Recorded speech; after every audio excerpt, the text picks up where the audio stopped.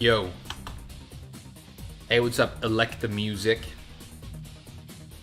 Y'all ready for some action? I am. You guys are Brian posting this early in the morning? Alright. You know it is? Hey, what's up, K-Dog? And RJ.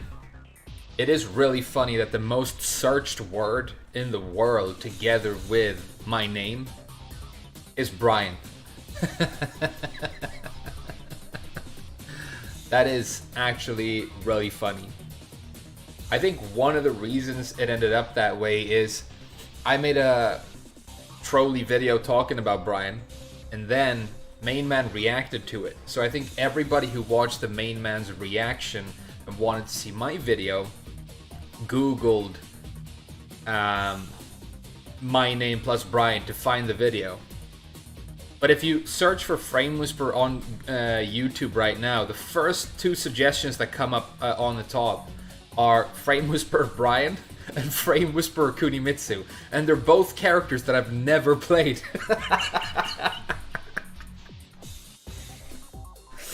And that's how you know I'm being successful in my trolling, you know?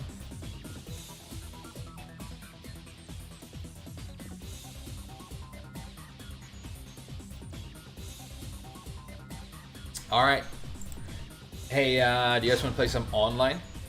Then maybe tournaments? We'll see. It's Sunday. We might get like a lot of people watching, and then we might want to play some tournaments. Welcome to the King of Iron Fist tournament. Do you guys want to play Katarina? I guess I advertised that I would, so I should start with her. What do you guys want to wear? Not that much? I like this golden one. Let's be a golden Katarina. Alves. I might play Gigas and Negan today, and also Gonryu.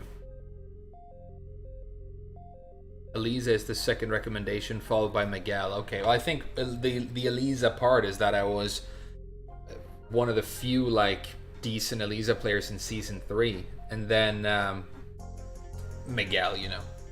But not many people made videos about Eliza, so they ended up watching me for that, probably.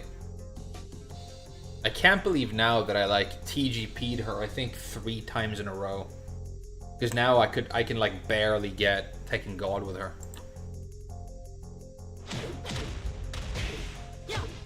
It's the first time I've touched Katarina on stream in a really long time. Let's see if we remember anything.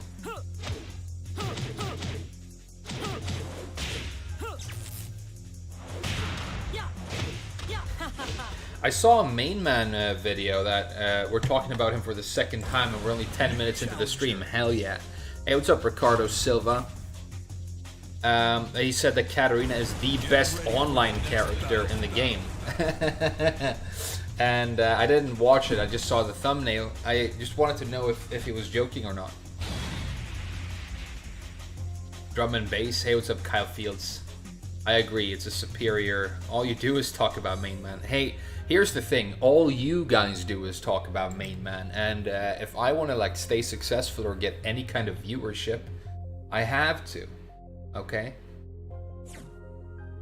It's my version of doing react content. I'm reacting to you guys being Main Man stands. Fight. Let's kill this little Negan here. It's gonna be easy because I have 3-3-3-3-3.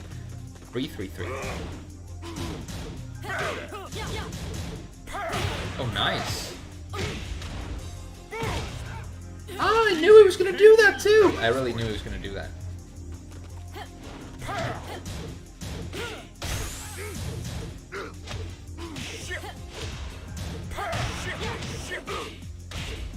Oh, that's not a combo.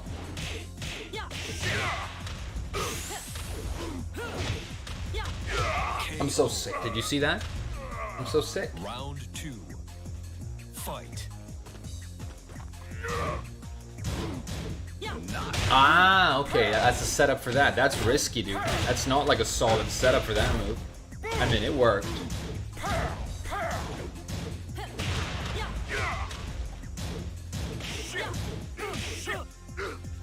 Good break. Press the button one too many times. Did you see that?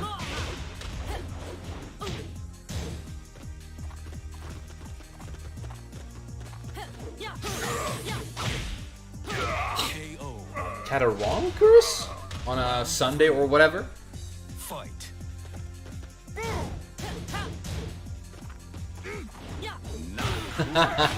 Okay, he likes that move. You should be careful, dude. One of these days, somebody who isn't me is gonna block punish it.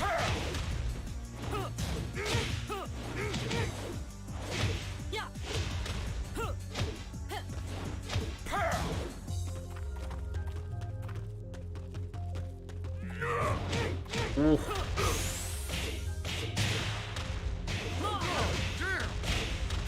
KO. The whiff punishment with the Hoppukiku. Alright. Did you see her hand? It was like a main man. I'm going to talk about him 3 times here in the intro. When he wants to point to something on the screen, and instead of like doing this, he does this. What does he do?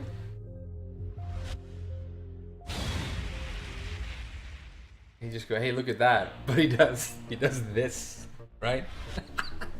Shoutouts to main man, the fucking OG. Fight. It's not launch punishable, dude. They buffed it. Or they buffed this. This is not launch punishable. Good dog.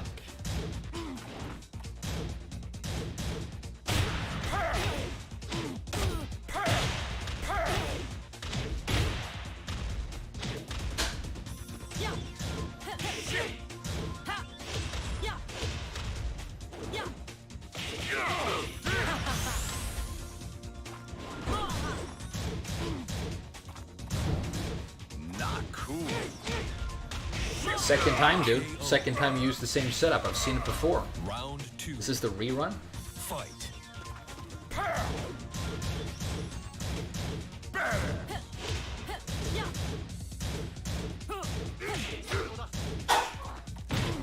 Bless you.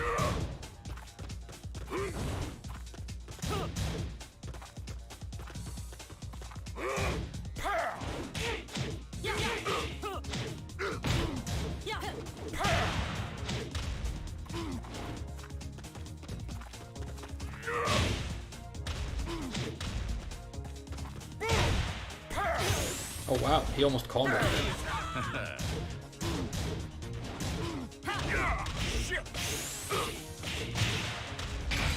He almost comboed right there. That was sick. I don't think you want to do than 2-1-4 string and TTG, dude. It kind of dies at these ranks. Fight.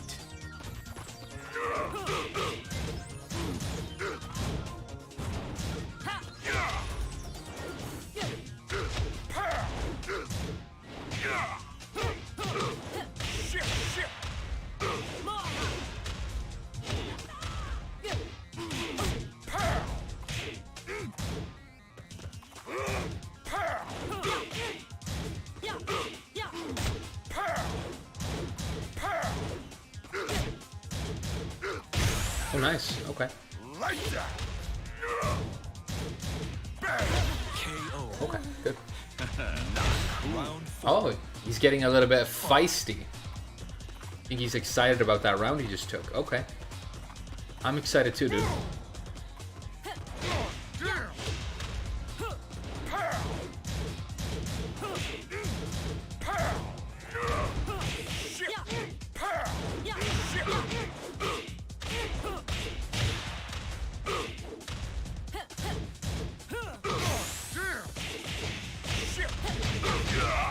Backstream blow is super sick for Katarina. I forgot to use it, but now I remembered because of the wall situation. It was like inviting me to remember. Hey, remember this thing you can do here to get a wall splat? Do they sug, or is it just not the vibe at the moment? Looking after a close relative. Kid, oh my god. Somebody else take over for a couple of hours. Hey man, good work. I mean, being able to stand being around kids for even a fraction of a second, dude. Children are... Hey, this is actually on topic. Yesterday, this is, again, completely true story. I told you guys I was going to go into town to get food with my girlfriend. We went for burgers in the end, and they were amazing, so that was sick. But on the way home, I saw 4 mothers. No, 3 mothers and 1 dad who clearly regretted having children. I'm not even joking, dude. I saw, because it was Saturday, so a lot of like families were out and stuff. And there was this one kid who just sat down in the middle of the street and started screaming because she didn't want to, you know, something. And on the bus, there was this one kid who screamed at her mother over and over and was running around and falling over and bothering everybody on the bus. And then in town, we went past the restaurant where the same thing was happening. Our kid was just like randomly screaming, like some sort of lower fucking primate. And the dad, when the kid sat down on the street, I saw the dad genuinely do this. Oh, I was like, damn.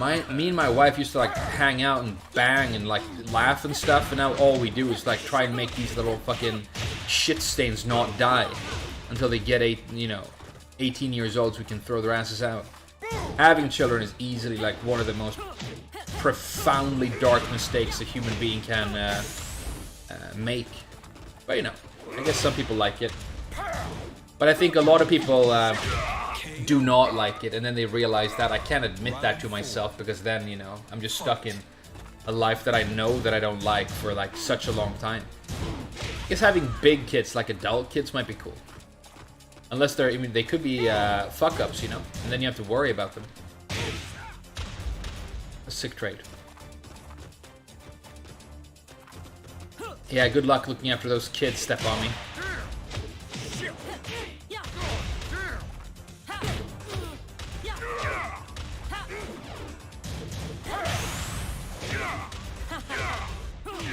KO. Good luck with the kids. You win. The reason you have to take care of them is probably so that the parents themselves don't fucking just give up and jump into the ocean, dude.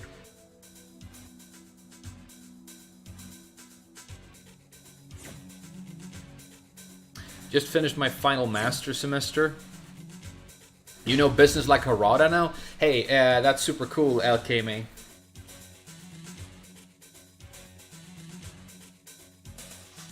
You were a cool kid? Yeah, I mean, you can get cool kids. I guess you can get cool kids. A close friend of mine has 2 kids, and one of them is like super cool, just wants to hang out and be nice. And he's like smart and stuff, and he likes smart things. And then the other one is like the in real life equivalent of a Katarina combo. Just running around, kicking things, screaming.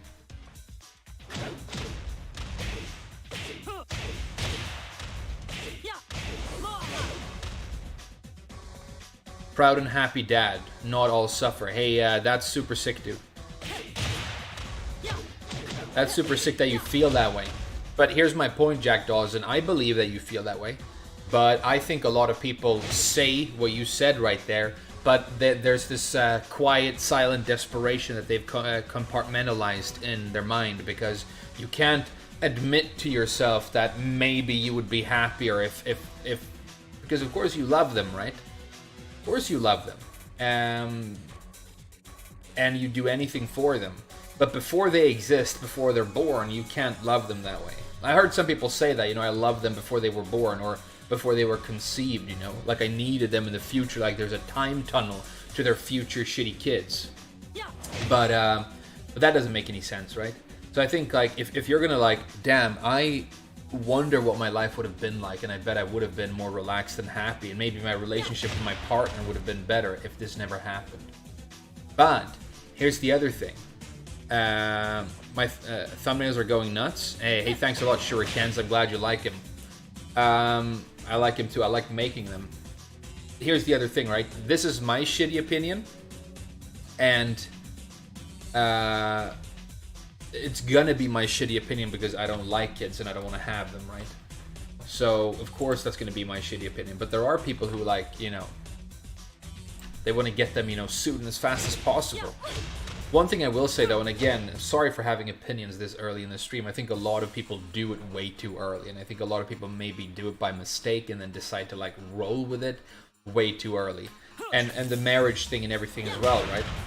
So glad I was, what, 20, I was like 30 when I met my my partner, right? And that meant that I had done a lot of growing up in those last 10 years. Bunch of stuff happened, and I changed, and I became calm, and I became able to cope with issues and on a completely different level.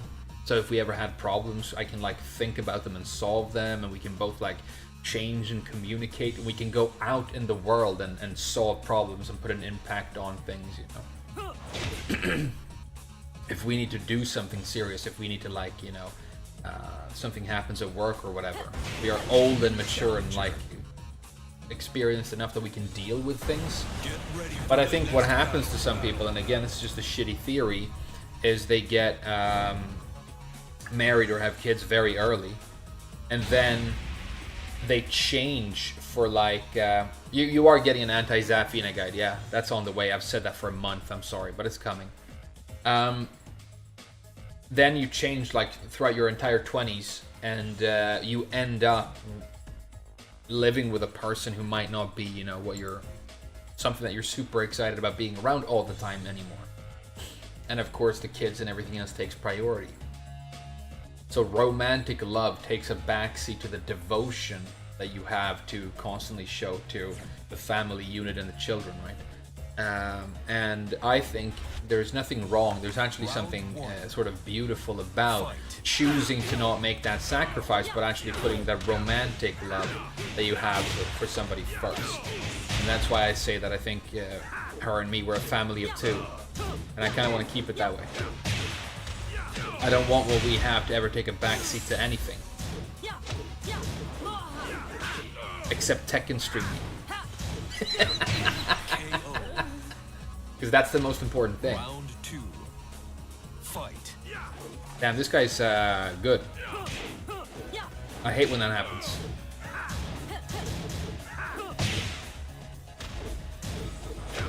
Good ducks, dude. They're like fast and stuff.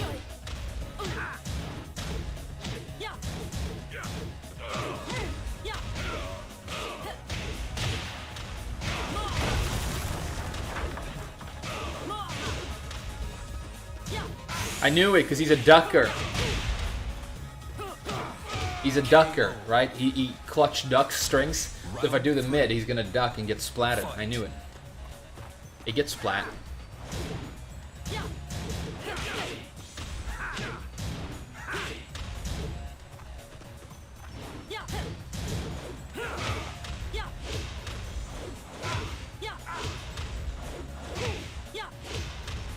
Do you like Harrier stance, dude? You like Harrier stance? Round 4. Fight.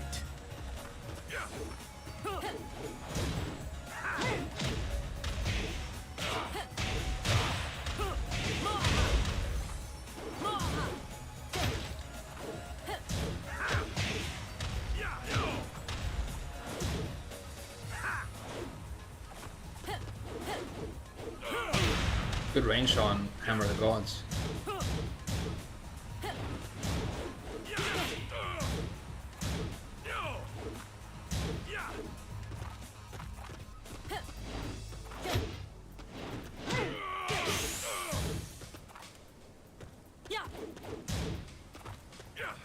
Oh wow, okay.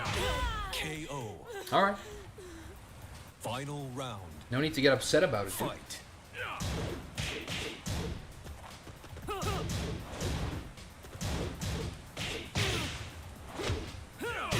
Oh wow, I was crushing highs. I guess you can't crush Paul. Can't crush Paul. Ah, did you see me actually hit him before he caught me with the demo, man? This guy's annoyingly fucking good. His character is also annoyingly good. So let's play him again, but 3 times. Please do a definite Katarina guide. I would, but here's the thing. I don't think that many people would want to see it. Because, like, you know, not that many people care about Katarina at all. But, you know, I'll do it. I don't care if I get, like, a few views. It's just, you know, fun to make something that a lot of people would be excited about.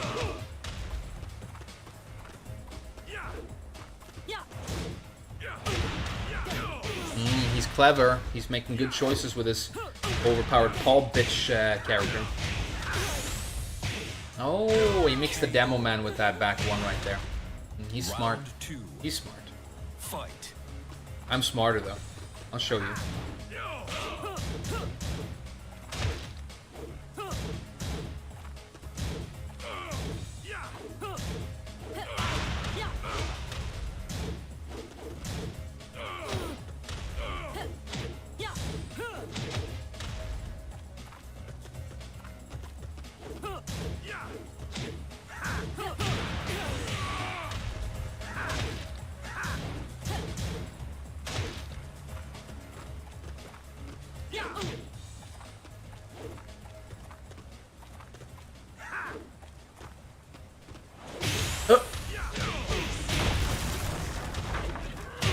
You could have still spun, dude.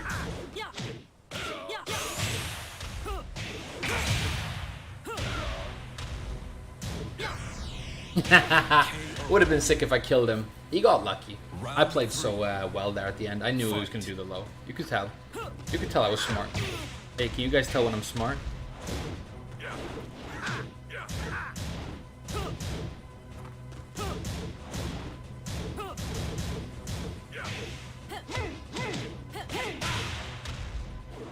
Oh.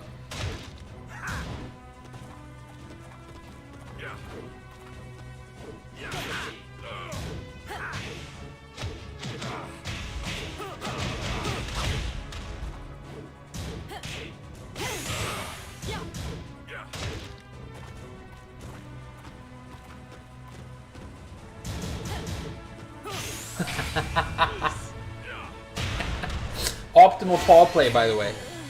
Stand still, think about something else, do a down forward too. Fucking down forward too. When's the nerf? Hey Namco, when's the nerf? It's the best move that's ever existed in a fighting game. It does literally everything. Hey, when's the nerf, Namco?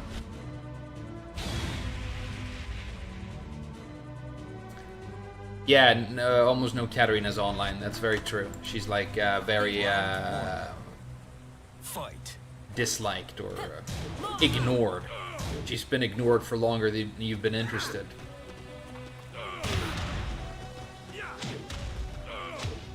Oh, broken tracking on that push kick right there. Broken tracking. It looks super linear. It's not even almost linear. Maybe you can go to the other side. That's possible. KO. Damn. Paul, huh? Round 2. Fight. But we know he's in the next game, so you guys are going to be looking at exactly this for 10 more years after this. Hope you're excited.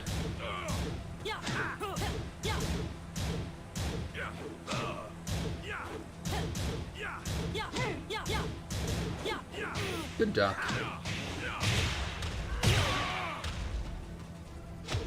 The only characters we've seen in the trailers for Tekken 8 so far are like exactly the things we need to get rid of if Tekken is going to evolve into something a little bit more, you know, interesting. But nah, we got Kazuya, Jin, and Paul. Let's go. You know those 3 moves that those characters always do? They're still in.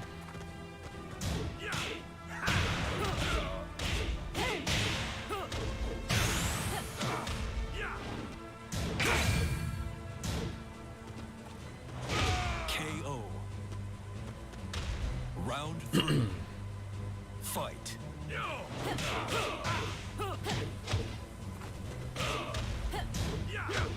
Good block, or good punish even. Didn't go for the launch because he knows about the change in patch whatever. Again! He's fast. Let's do this then. Too obvious? Okay, sorry. Oh, still not punishable, Frame. You knew that.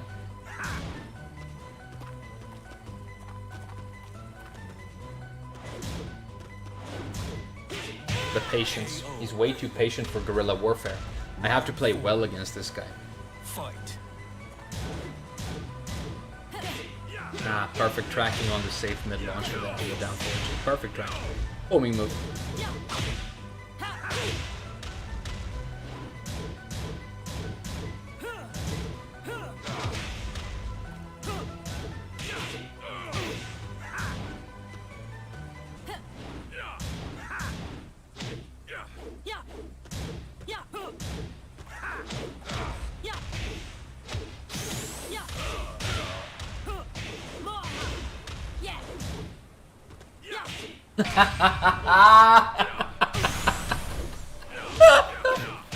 KO. Just do it, dude. What's like? What could ever happen to Paul when he does down forward 2, other than he just wins? Whatever he's doing, he just wins. A park with a C. Well played.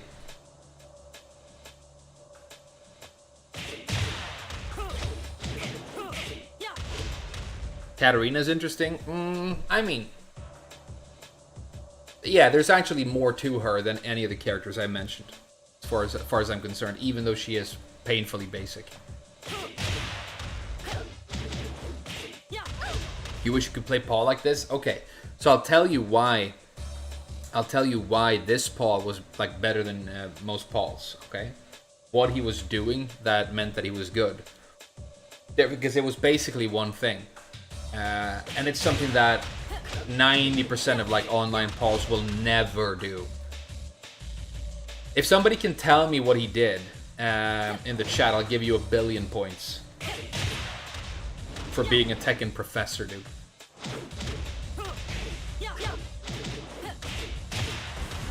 New challenger. Get ready for the next battle. Down 4-2? No, all Pauls do that. No, what he didn't use gorilla moves in neutral. No, what he did was he didn't finish strings. An overlay using Kunimitsu? He didn't finish strings. He did like the back 1-2, but he just did the back 1, and then if it didn't hit, he like situation confirmed it, and he didn't do the second hit, which meant that you couldn't duck. And he did, and when he did his 3-2 or whatever, he situation confirmed. He didn't do the second duckable hit, so he was an unduckable Paul because he didn't finish strings when he situation confirmed. Look at this Russian ass cheater, dude, and it's so funny that they're always Russian, huh? Or Italian, really. Okay, so he's moving forward. Can I hit him, or is he using auto block as well? Because if he's using overlay, you should assume that he's using every cheat in the book. You should assume that this guy is using every cheat that exists. Yeah, definitely auto block. Definitely auto block. So he's moving forwards, but still blocking. Let's do unsee below C. Oh, that hit. Maybe we can kill him.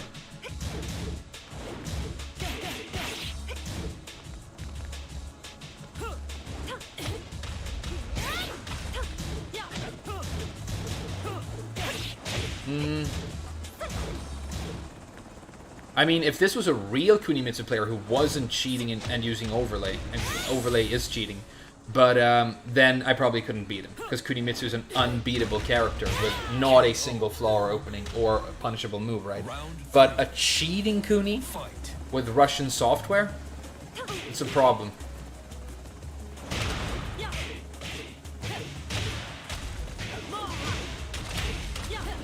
Oh, small target privilege, okay.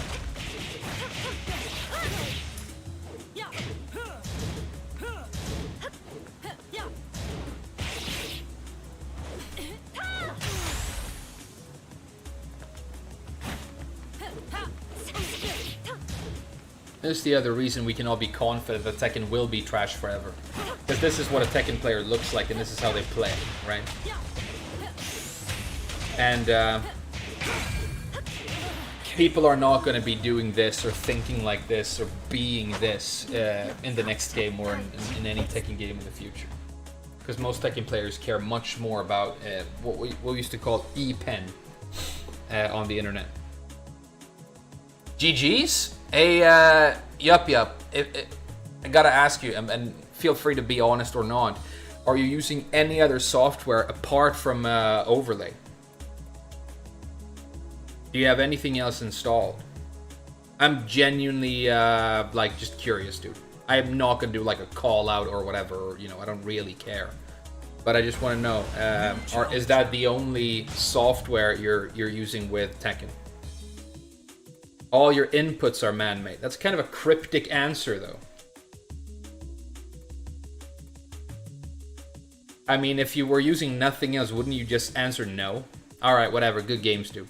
We got a couple of people asking what overlay is in the chat. Overlay is software that you can use that shows you all the frame data that is happening in the game in real time.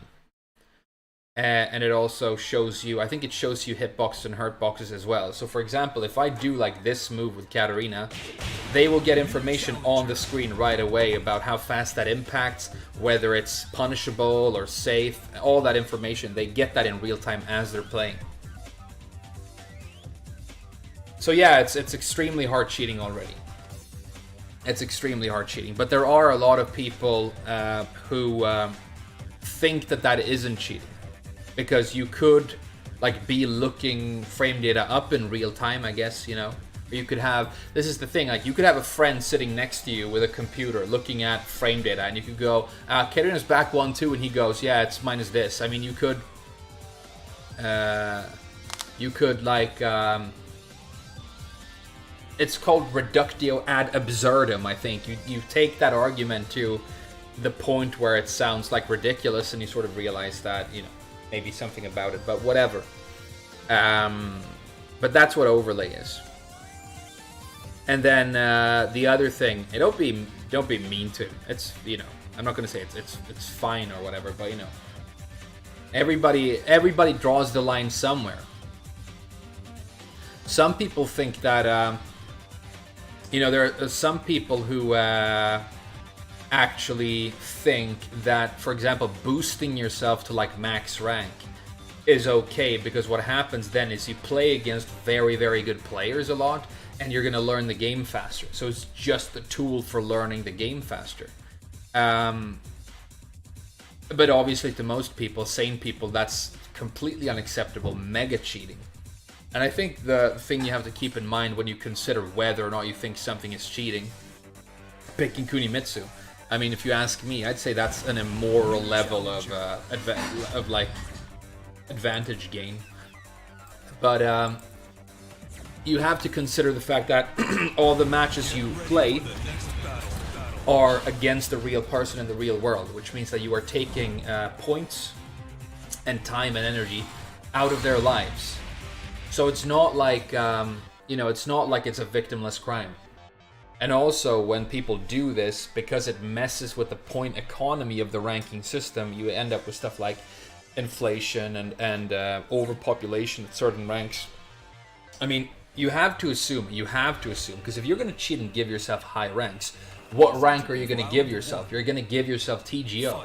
And we know that there are a lot of cheaters in the game, so you sort of have to assume that a lot of TGOs, maybe a majority of TGOs, I don't know, I haven't seen any research on it, are actually cheaters, right?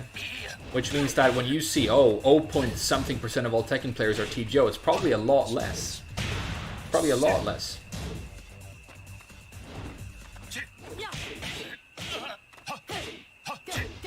And that sort of devalues and impacts, you know, the value of TGO for the people who actually have it. Stuff like that.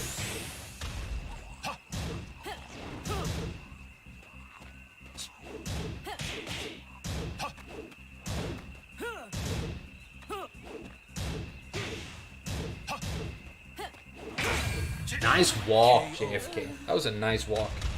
He's good at that. Fight. I got a 2-2 some of these down 4-2s, I think. What a block. It's not launch punishable, dude. Neither is that.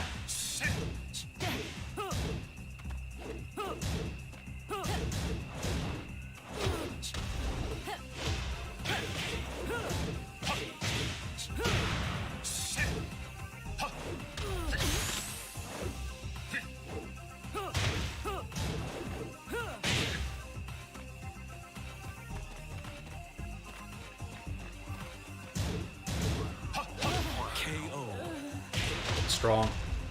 How is he only Emperor after like 1100 wins? It's weird. Sometimes I see that JFK has been demoted and I never understand how.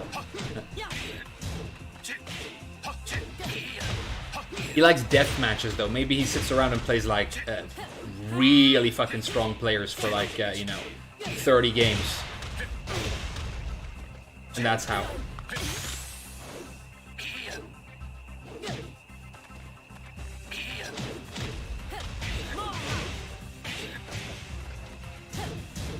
I didn't duck. It would have been sick because I had rage. I could have killed.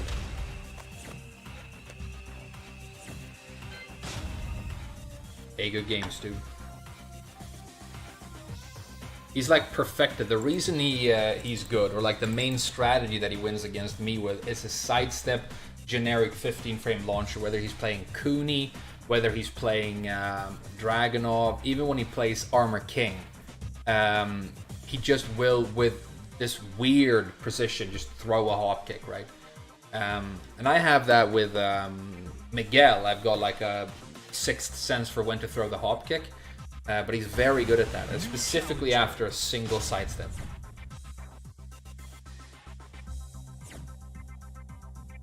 Overlay definitely sounds like cheating. Yeah, overlay is cheating.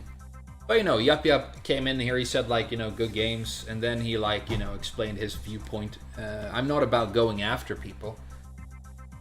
At all. And if I am going to go after somebody, it's not going to be a Russian hacker. He's gonna fucking kidnap my datas, you guys. But,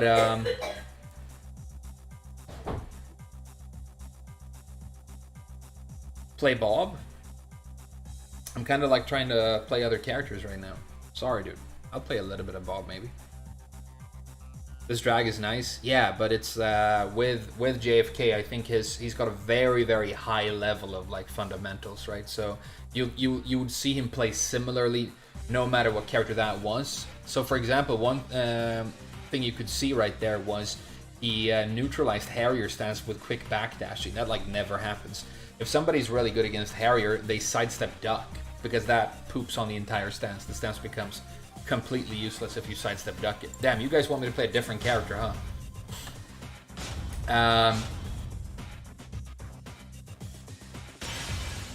Welcome to the King of Iron Fist Tournament 7. We can play a little bit of Bob, but I'm kind of trying to get the other characters I play up to TGP with him.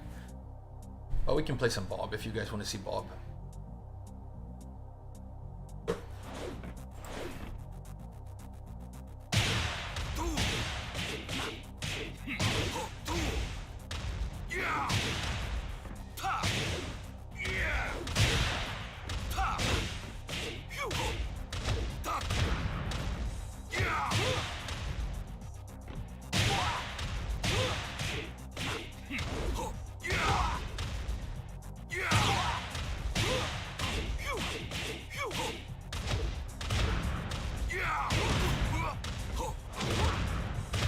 Bob is the only real Mishima. You guys know that.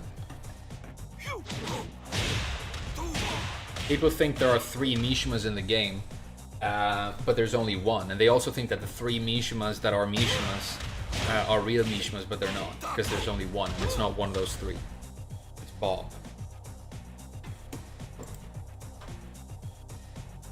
Jin not a Mishima? Kind of. Challenger. I mean, he gets the closest after Armor King and Bob. Ready for the They're next the battle. okay Mishima-ness tier list. Bob is the only real Mishima. Kazuya is fake Bob, right? So he's down here. He's the bottom one. And then you've got Armor King, Jin, Heihachi, Deviljin, Kazuya. That's how it works. Damn, it's Leonidas. I've played this guy's Eddie a couple of times. He's the only high-level Maltese player I know of. Check him out. He's a cool guy. Fight.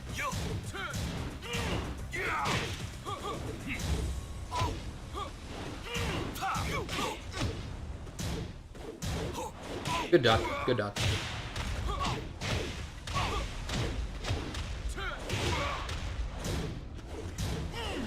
Oh, good shit, dude.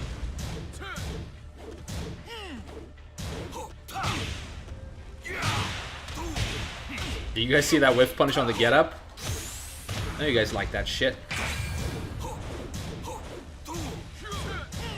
I finished it! He finished it! Man, I'm already more excited than I've been playing Tekken in a while because I'm playing ball. Yeah, I was so sick that round. I think I deserve to win that, don't you?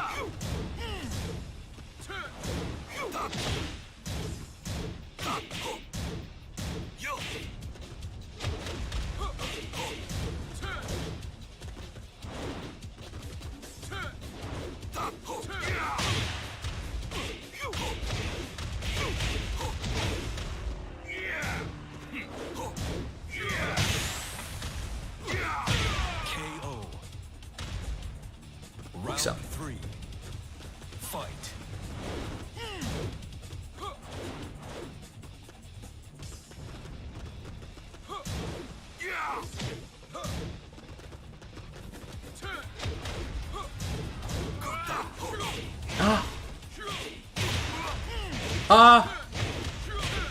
Damn, he's partying hard. I mean, even for an Eddie, this is extensive partying, right?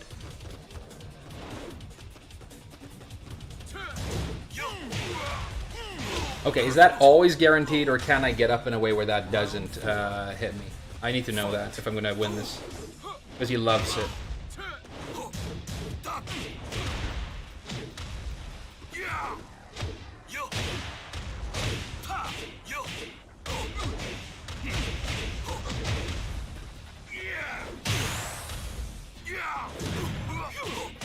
KO. Final round. Final round. Fight.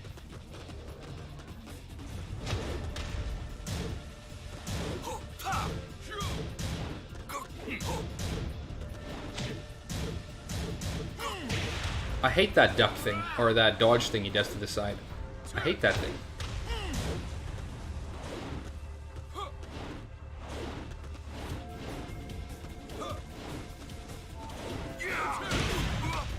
Welcome to the Eddie matchup, by the way.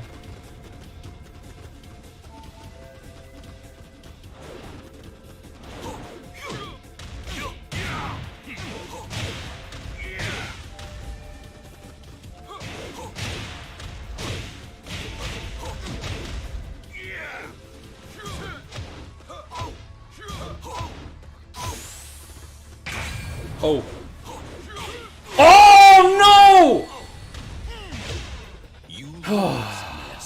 Did you see that? That was good. Man, I don't think my Bob... I've played him with Bob before, and I've always won, as far as I know. But I haven't played Bob in a couple of days now. Slim Bob? Who cares about Slim Bob? I want real Bob, dude. Meatball to stop relaxed? Maybe. That was a good match, though. It was close. Can't deny it was close. Fight. Good block.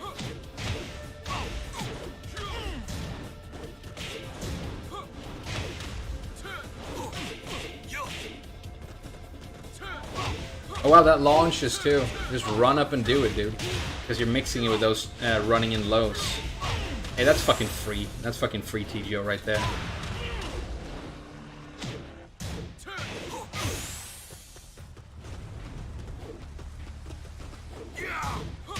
KO.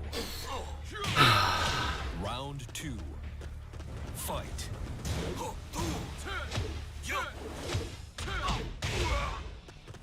Guaranteed, huh? No, I'm eating everything now. I allowed myself to care a little bit too much about this. It's unwinnable now. Perfect. It's a shame. It's a shame. Round 3. Fight.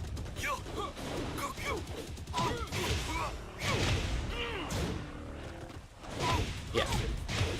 I'm just looking at launchers now.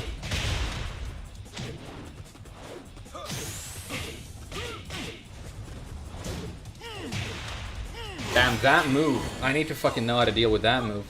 When he dips to the side and becomes intangible, winning Infinite Tekken for free with that dumb move that shouldn't exist, is that like at least punishable? It should be minus 28 according to my calculations, but it's probably safe, right?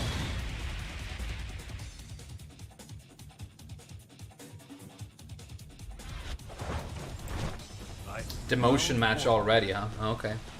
You gotta win it then. Well, he loves it! Come on, man. Do you have any other moves?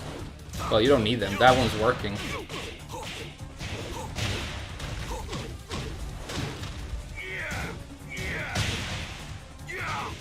Alright.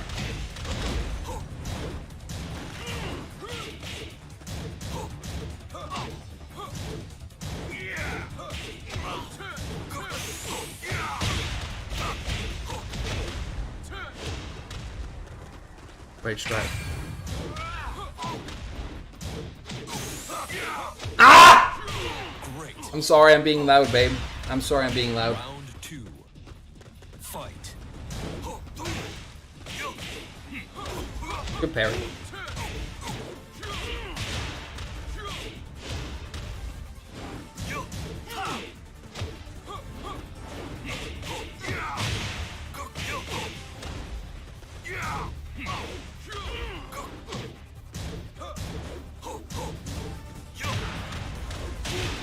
Should not be guaranteed, right? That's way too much damage for that.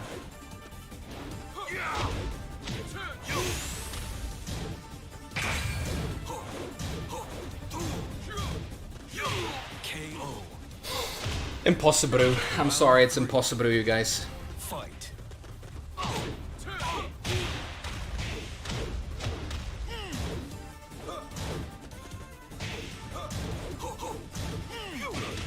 I have that move too.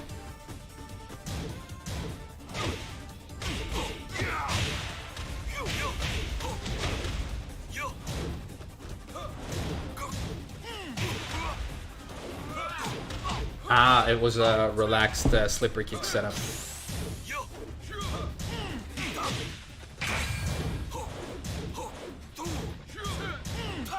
Finish it again, huh? Hey, well played, dude. Nicely done. Alright, we're just gonna play Bob until we get the rank back. So close to. Mental damage. It's guaranteed. Alright, then the game is cancer. Yeah, good point, Fred Ram. If that's guaranteed, then Eddie's free TGO. Just kidding. Hey, well played, Leonidas.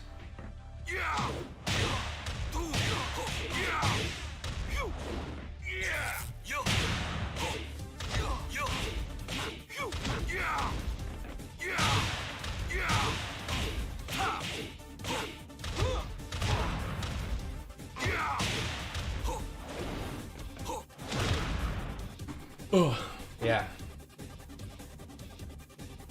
When I was playing Bob every day, that would have been easy, I think.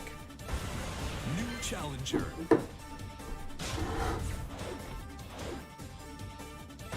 Get ready for the next battle. Your easiest characters to beat? Is it with Miguel?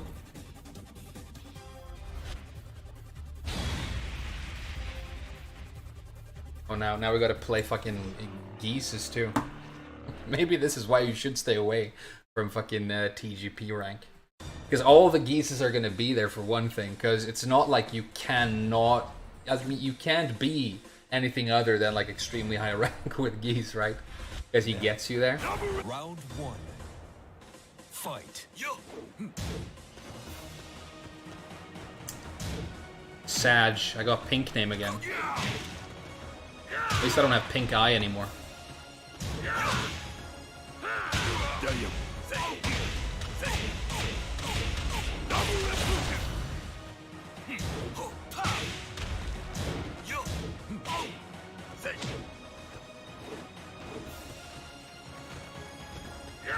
Oh wow, that was so fast.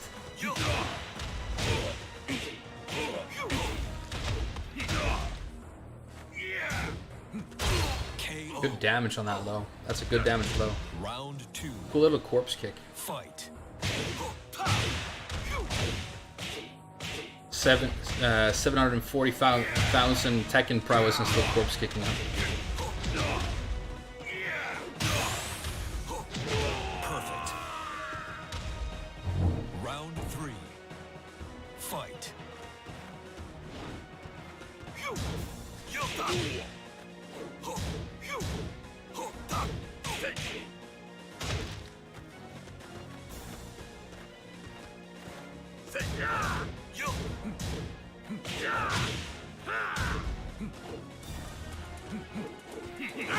Nice. Good spacing.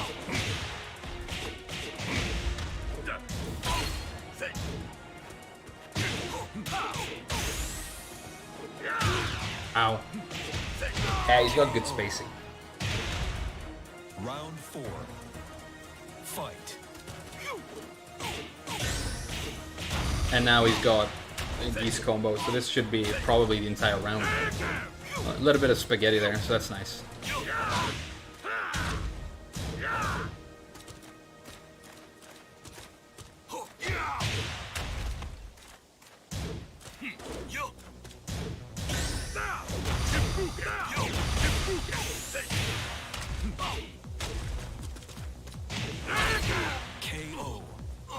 Nice keys, dude. Cool key charge. State. Hey, what's up, Kim Witt? I'm doing good, dude. Kazi is a gimmick character. Geese was a mistake. Damn, you guys are speaking truth in the chat today. A gimmick character? I don't know. Depends on what you think is a gimmick. I think the biggest gimmick character in the game is King. But yeah, I guess the Electric could be considered a gimmick.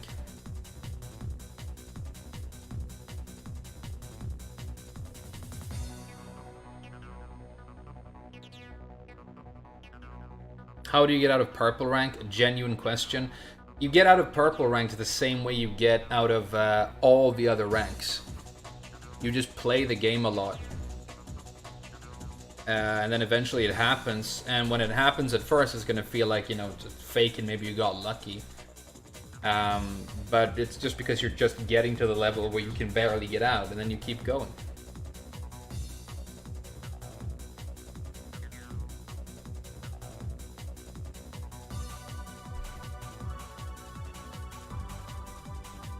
Prove that they're willing to nerf Mishimas to the ground. They're not even almost willing to. They're not willing to nerf Mishimas to a point where they're even just overpowered. They've nerfed them hard, but they're still above overpowered level. If they wanted to nerf Mishimas in a meaningful way, it's super simple. Kazuya's while standing launcher should be 15 frames to impact. He should not be able to delay and hit confirm 112. Impact speed of electric should go down. Whiff recovery on electric should go up. And his axe kick shouldn't launch. There you go. Perfect character.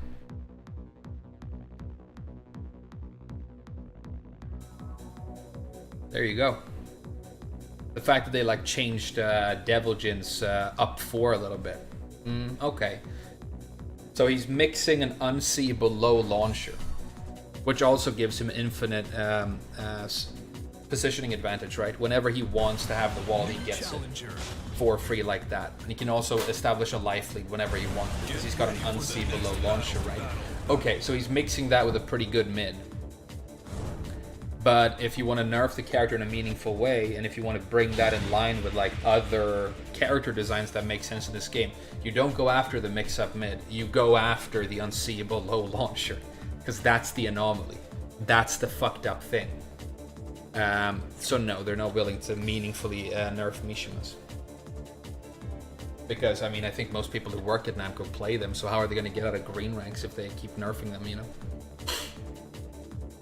They need to nerf Bob. Gimmicky and OP, but they won't because he's a Mishima. Hey, good points. Hey, it's this Paul from earlier. He was super good. Let's go. Yeah, he's not going to fall for that. He's like too sharp.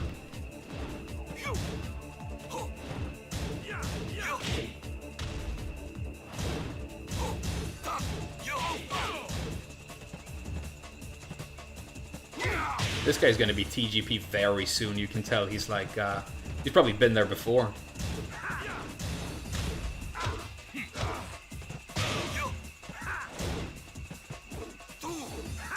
Good doc.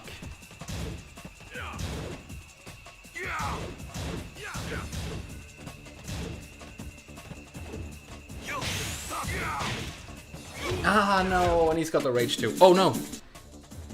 Oh, no. Oh, no. Stream still up?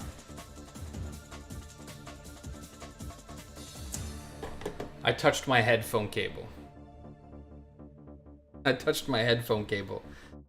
Tekken, the game, shat itself. Alright. I touched my headphone cable, and Tekken can't handle you touching things when you play it. It breaks. Alright. And then to be able to get it away, you need to open up a different desktop. Alright, so we've done that. The match was beautiful. Yeah, it was going to be a good one too, you could tell. It was like a really good match too. Touching the headphone cable, yeah, if your headphones that are in your computer, if you jiggle that at all,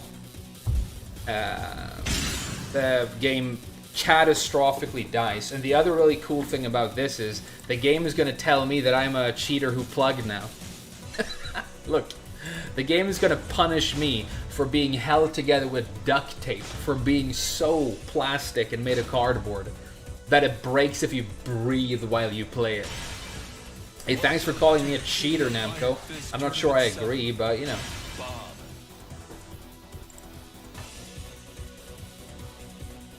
Always rage quitting, yeah. Thanks for the plug tech. Dude, you don't need... You could just Alt F4 if you want to plug. Nice plug software. Yeah, I know. I made it myself.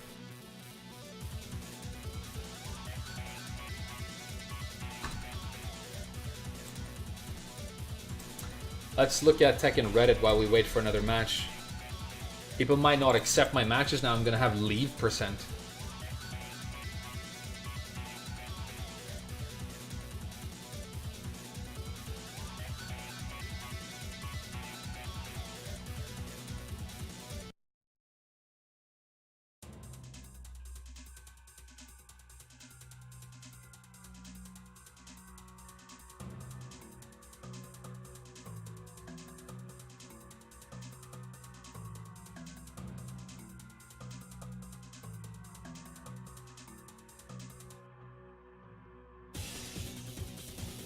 Somebody got corrupted data.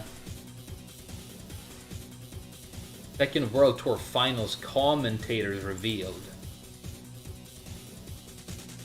Bubsy, Sam Ding, Markman, Rip, Spag, and Tasty Steve. How's that a reveal? How's that a reveal? It was obviously going to be those guys, right? Nobody else does Tekken commentary anymore, do they? Is there anybody else? Man, it would have been hype if it was like, if Ares was in there as well. Sayjam. Yeah. I think he's busy playing anime.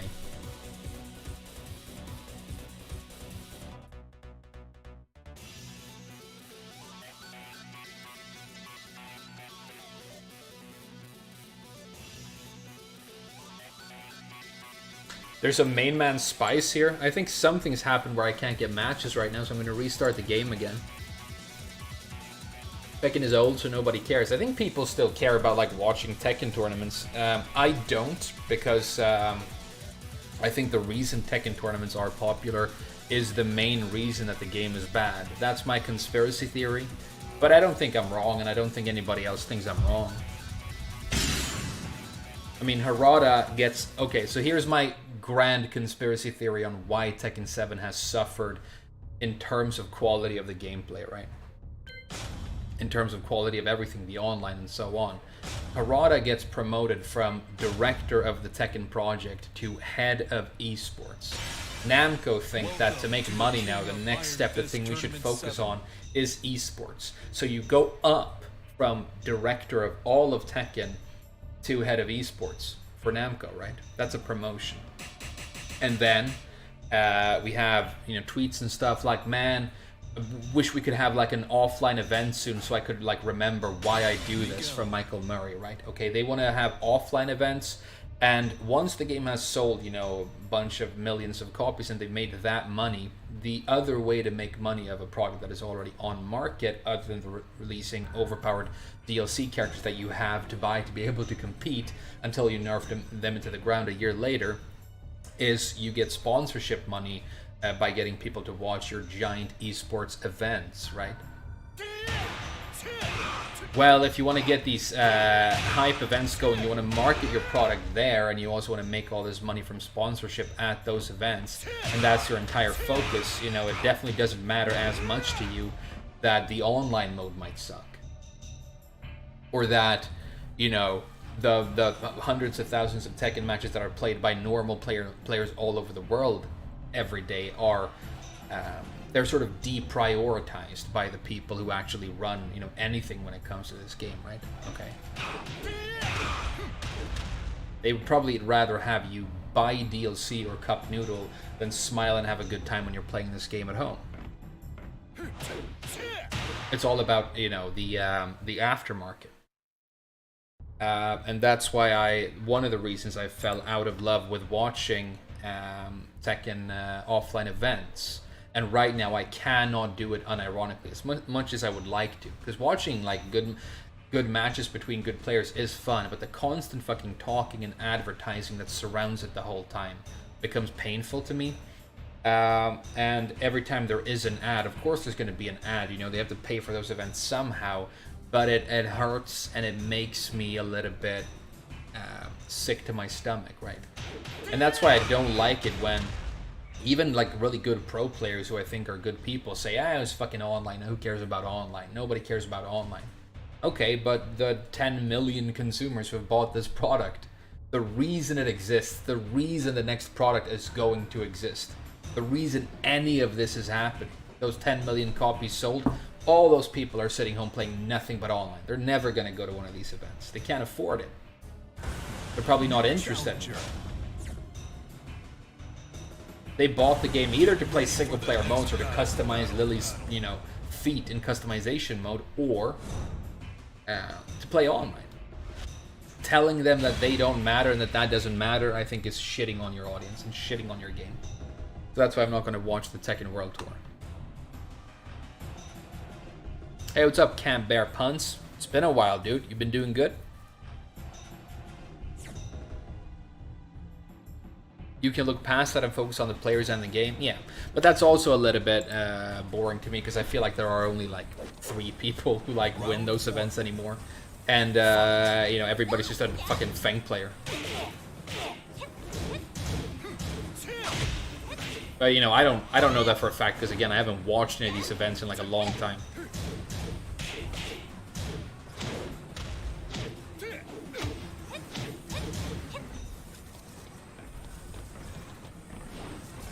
Oh, that's such a whiff. I got lucky.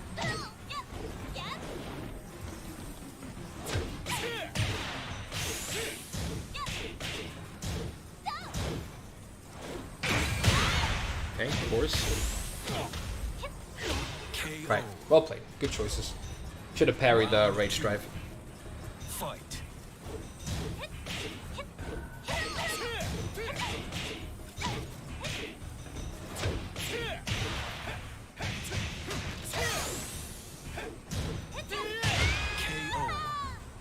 You bounced. Round 3. Fight. Oh, there's so much range on that flapping hand launcher. I kind of really hate that launcher. It's also annoying to do because it's a tilde input. You done doing lows in a row? You done doing 15 lows in a row so we can play? Round 4. Fight.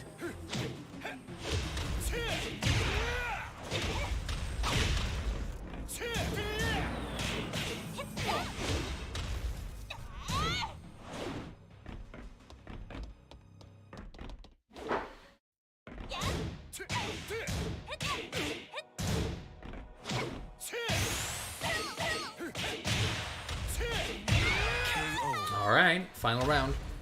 Final round. Wish me luck, guys. Fight. I'm gonna need it at this point. I'm basically dead. Show you damage.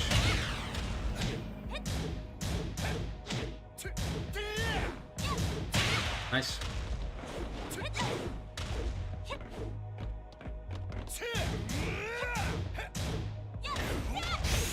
Sick parry. Hey, well done, dude. Let's play this guy. You lose. Oasis or Pink Floyd? Neither, really. Neither. I mean, I've listened more to Pink Floyd. I don't get the Oasis hype. It feels very teen rock to me. If I was gonna... Hey, what's up, Azza Al Mukil Sin? If I said that right. Good luck getting out of purple ranks. You can do it. You just have to not give up. That's the whole thing. As long as you don't give up, you'll get it, dude. Round 1. They should make Miguel airborne after every move. You mean like Eddie? So that he can't take damage? Yeah, that'd be sick.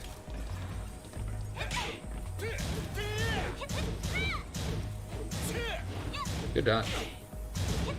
All of your lows are broken.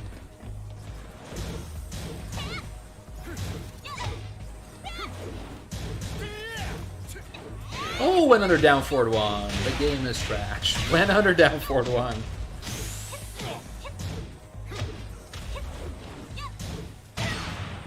Good combo right there.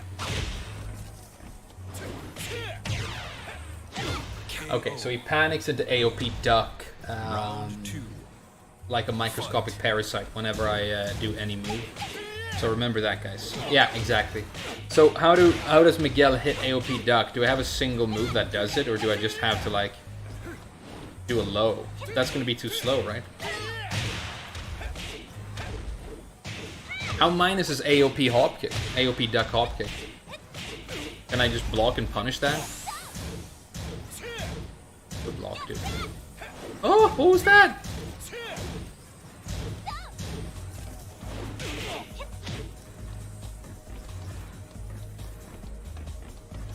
Still gonna win this round. KO. Jinxed it. Round 3. Fight.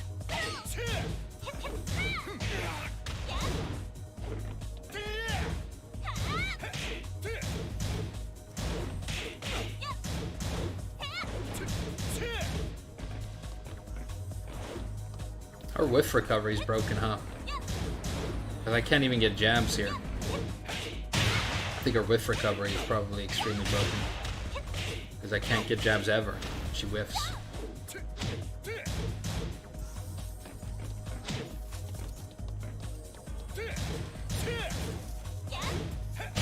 Nice.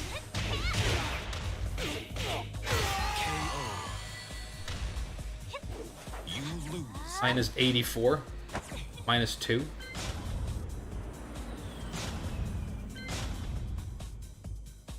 The double AOP hop is minus 2, but you can do the first half only. Alright. So it's a gimmick character that doesn't play Tekken then. If you can, like, on block when it's my turn, go under a down forward 1 into a safe mid launcher, yeah. Let's not pretend we're playing a fighting game here. Hey, just kidding. Well played, Xiaoyu guy. Favorite band? I don't know. I love Supertramp. I listened a lot to them. I also recently got really into the Pet Shop Boys, and I've been listening to a lot of their stuff. Sort of going through it again. Really like them. I like Red Hot Chili Peppers a lot. This is gonna sound so pretentious, but I really like the early stuff. One of their first albums, might be their first album ever, is called One Hot Minute, and I think it's really good. Slipknot, I don't know. A lot of kids liked them when I was young, and you know, they have the shirts and whatever, but it's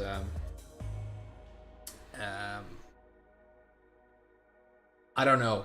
I think then I dismissed it because I thought it was just about the gimmicks and the outfits or whatever. The music might be good, but I don't listen to much metal at all. Not because I don't like it. It's I think the reason I don't listen to that much metal is it gets a little bit too dramatic. It's not that it's loud. You know, music, I listen to all music I like, I listen to loud, but metal tends to get very dramatic, and sometimes it gets melodramatic, and at that point it becomes a little bit embarrassing and a little bit cringe to me. Like, I don't want to, you know, go around doing stuff and listening to epic songs about fucking, you know, lightning bolts slaying dragons in the sky or whatever, or how much pain you have inside, and like, you know, it's like this, it becomes melodramatic that it feels like it's for kids. I think I've felt for a long time that I think metal is mainly for kids. But it's about strong emotions, yeah, but the thing is, like, those strong, and this is obviously not all of it, and it's a giant genre, and it has some of like the most amazing musicians ever, I know this, but a lot of it is very melodramatic, and like, oh, strong emotions and all my pain, that's a very sort of teenager thing to feel. But I'd rather listen to music that does something a little bit less predictable, and a little bit more mature.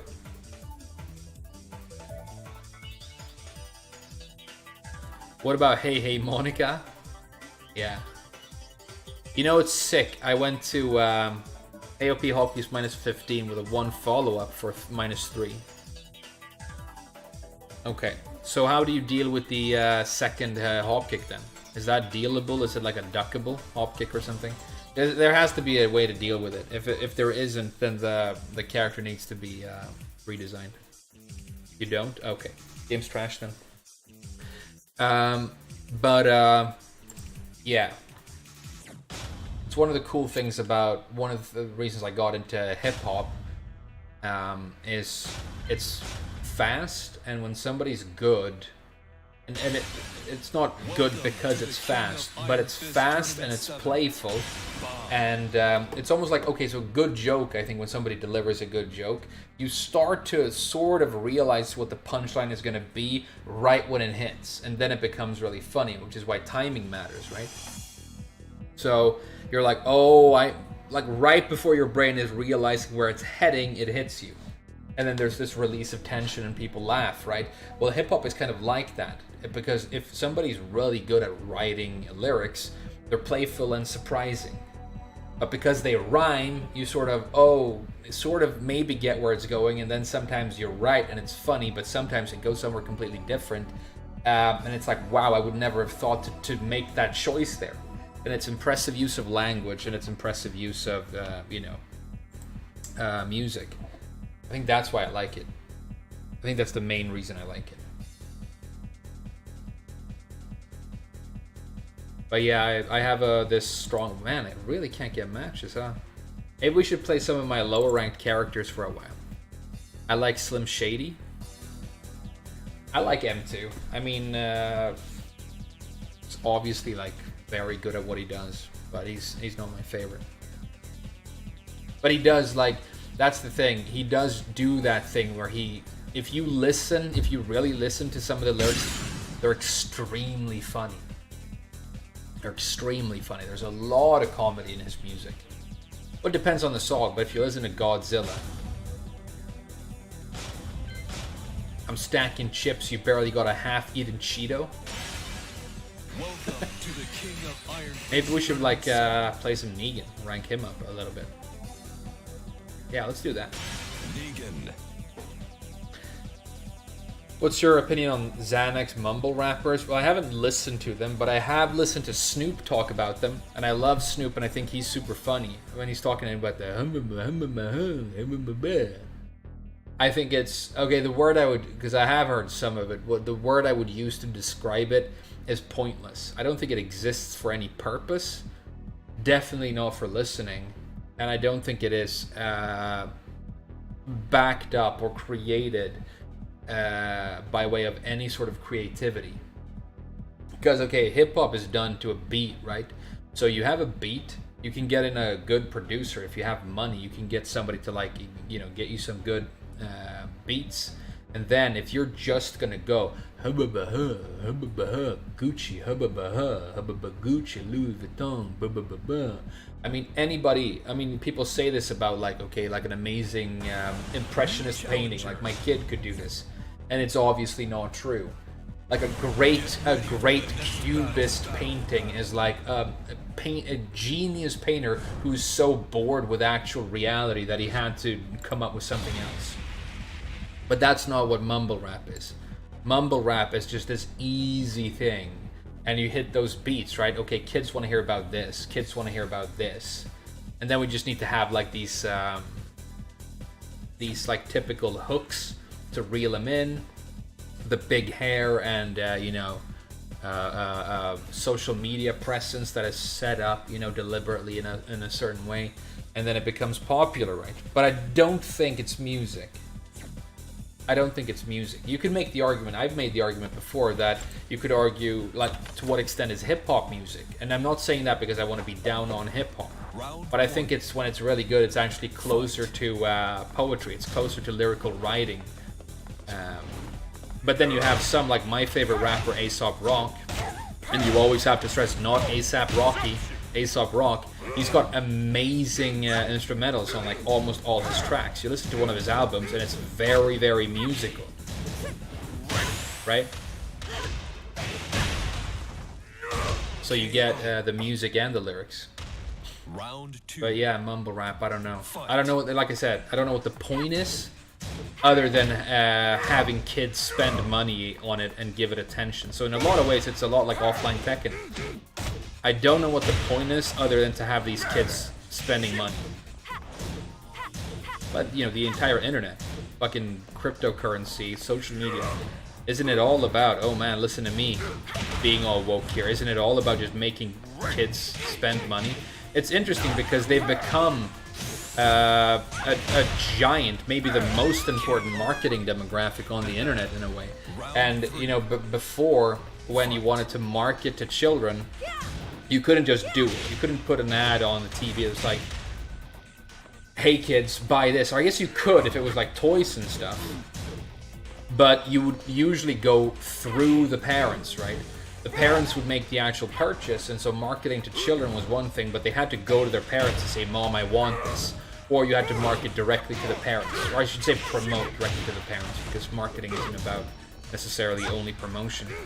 Because I've got a degree, just like Harada, I know these things, right? But now, because kids can sit at home with phones and credit cards and stuff, they can consume, right? And that's why, since I came back to Sweden, something that's been like really fucking scary and dark is I noticed that almost every single commercial on TV is for online casinos. Because you can't gamble in Sweden, really. There are a couple of like state licensed casinos, but apart from that, you have to gamble online, and you can. You can go in an app and you can gamble online, right? Well, you look at the advertisements, and it's all like 18, 19-year-olds hanging out playing video games and going to these online casinos. There's one running right now where there's like a cyber ninja jumping around with her little robot drone, and it's like commercial for an online casino. So it's like, okay, we're trying to make very young people who don't really have money, but who might have, you know, money that they've loaned, money that they borrowed from other people, money that they've taken out one of these telephone loans on, maybe, you know, some sort of, if it's Sweden, some sort of government money, right? And we're trying to incentivize really, really bad habits and have them spending this money, whether it's on fucking Tekken DLC or playing slots online. It's weird how young people who shouldn't even legally be able to consume at that level have become the most important marketing demographic on the internet. It's why they don't advertise, you know, the new Honda Civic at the Tekken World Tour. It's cup noodle and energy drinks, right? And other video games.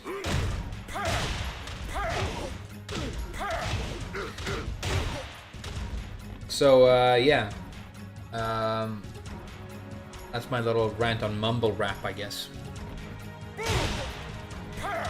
90s rap with samplers and lyricism. Yeah, 90s rap is really good. It's like some of the best stuff.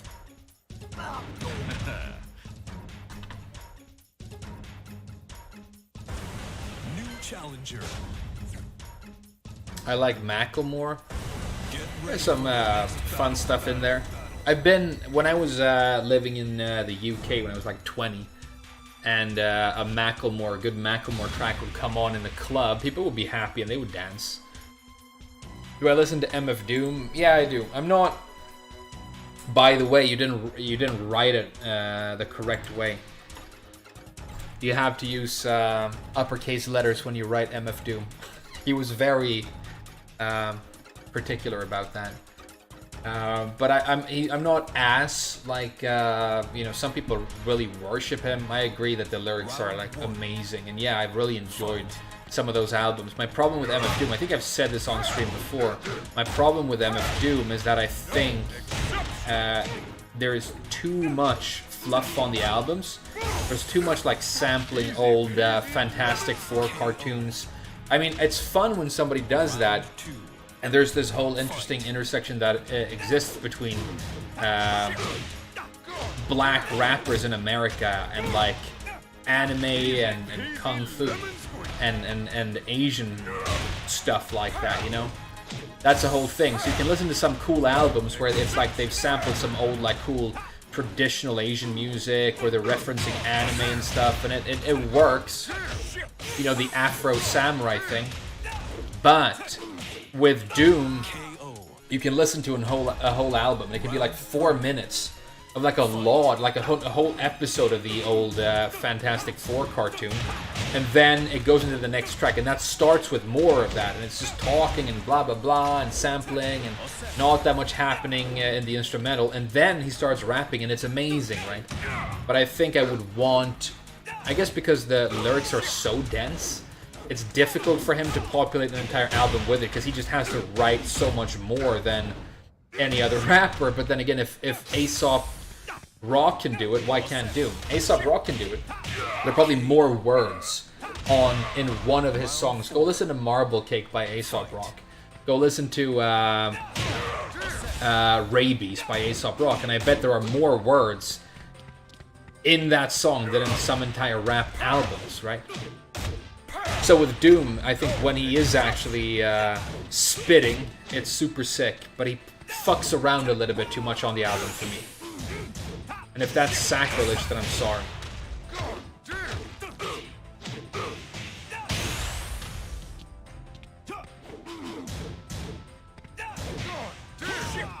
This guy is like not even ashamed about doing a lot of snake edges. He did a lot of Claudio snake edges, like 2 in 1 round.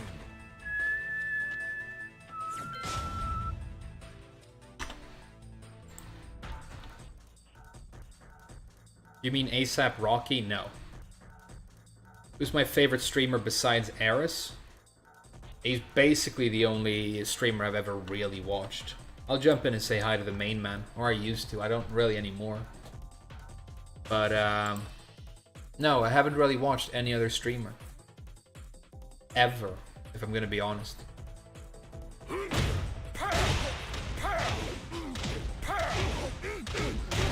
And even when I watch Eris, I watch compilations of what he does on YouTube, because, you know, gets to the point. The quarterly review by No Pants, I think, is amazing, because you get the most Eris moments, you know. It's like an omnibus. But no, I've never really watched a streamer. Whenever I've tried,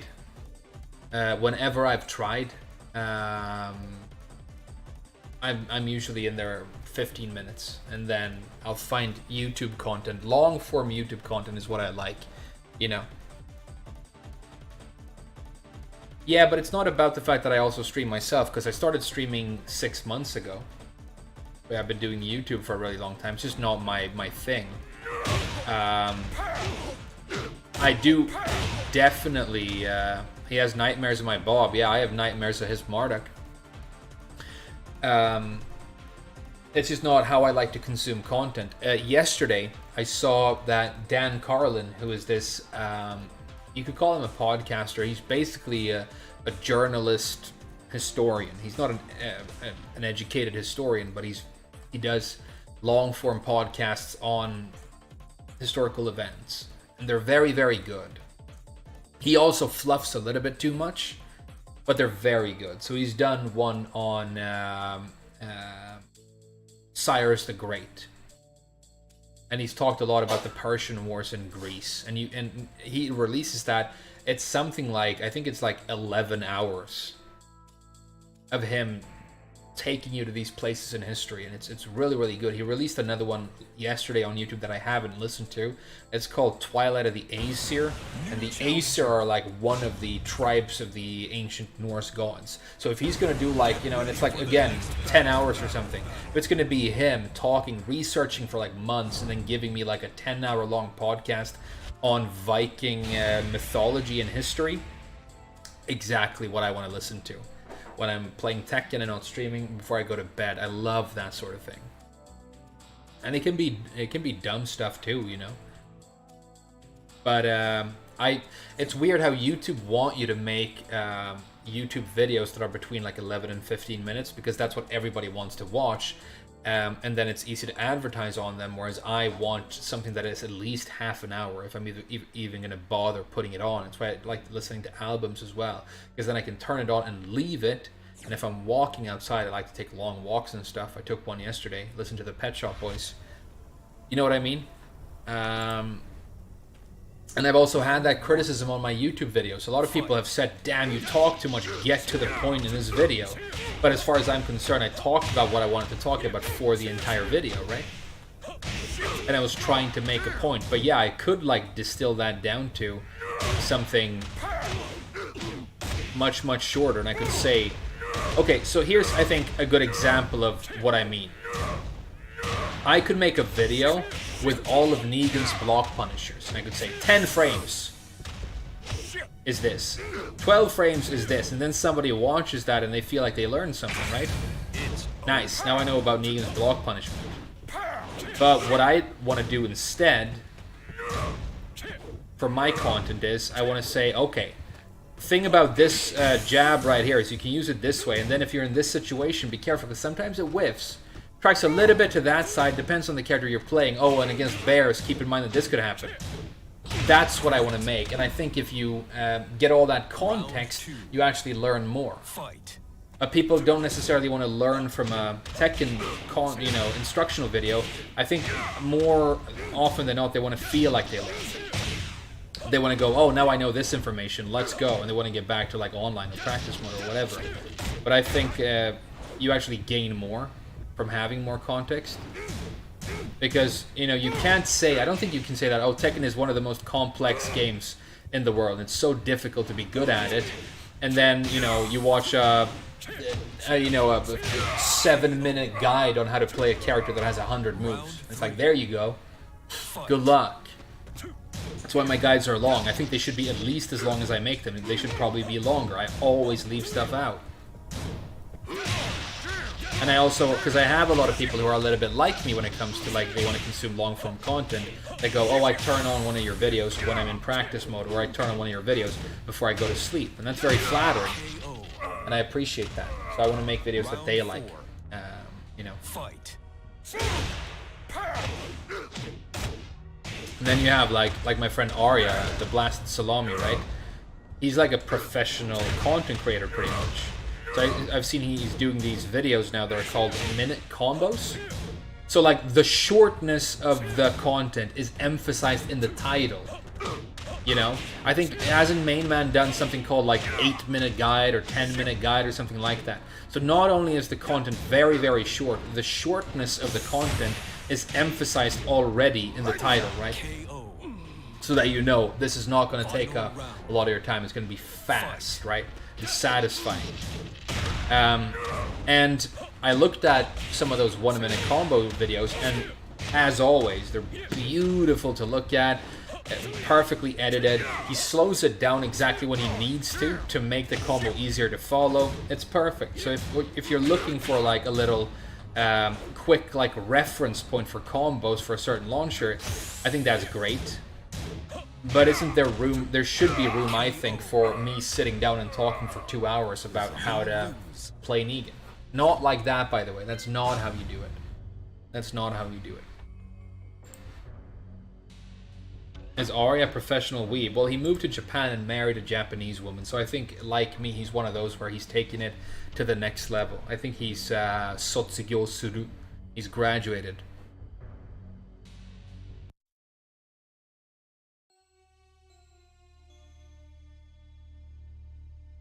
Yeah, thanks for watching the stuff, Camp Bear Punts. I gotta make more videos, though. I stream a little bit too much, and I don't make enough videos now. But don't worry, I'm aware of that, and it's gonna be changing. New challenger. Get ready for the next battle.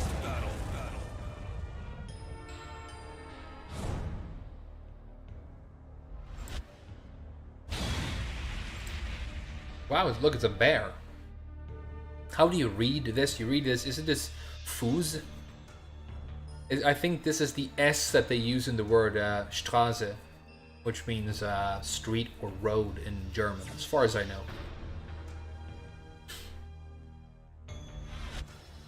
Round 1. Fight. Down back 2.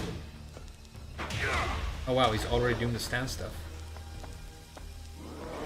But I can step it, can't punish it. But I can step it in.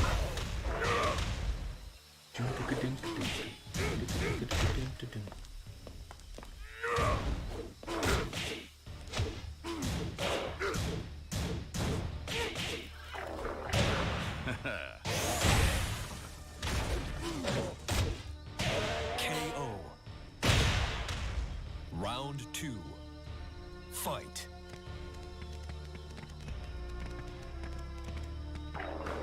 Not cool. Wow, okay.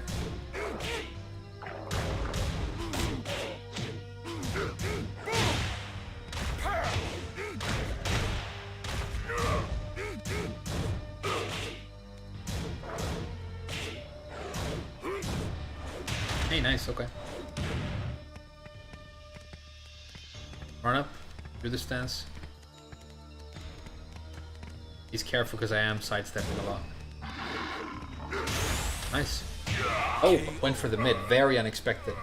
Definitely thought he would low right there. This guy's pretty good. Fight.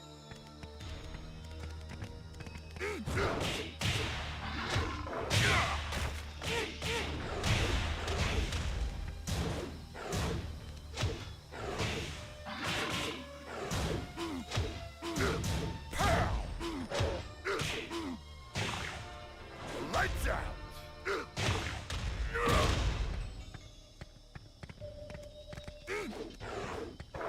Nice.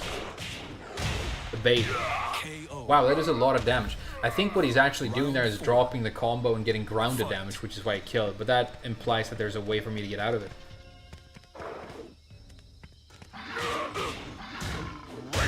Duck that, dude. 'Cause I'm fast.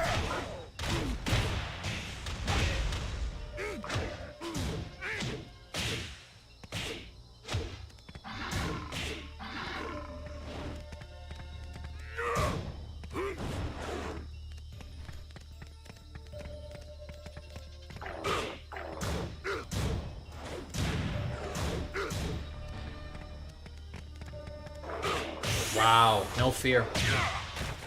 Yeah, good bear player.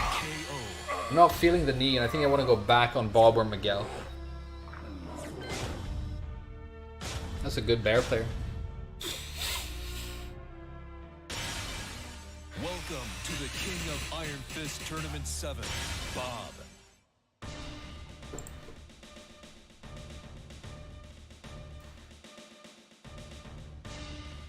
It's sharp S, double S. Next vid is Pet Shop Boys tier list. We can make that right now. S tier, where the streets have no name. Left to my own devices, domino dancing. A tier, always on my mind. C tier, Western Girls. That's their worst song. How do you guys feel about Mammoths coming back? I don't know. They've said that they're going to come back for a long time and they haven't. Hey, welcome, tech enthusiast. But it seems like it might be real this time, yeah. Yeah. I mean, it's got all kinds of implications, but it's all like political and big, and it's not the sort of thing that I like to think about.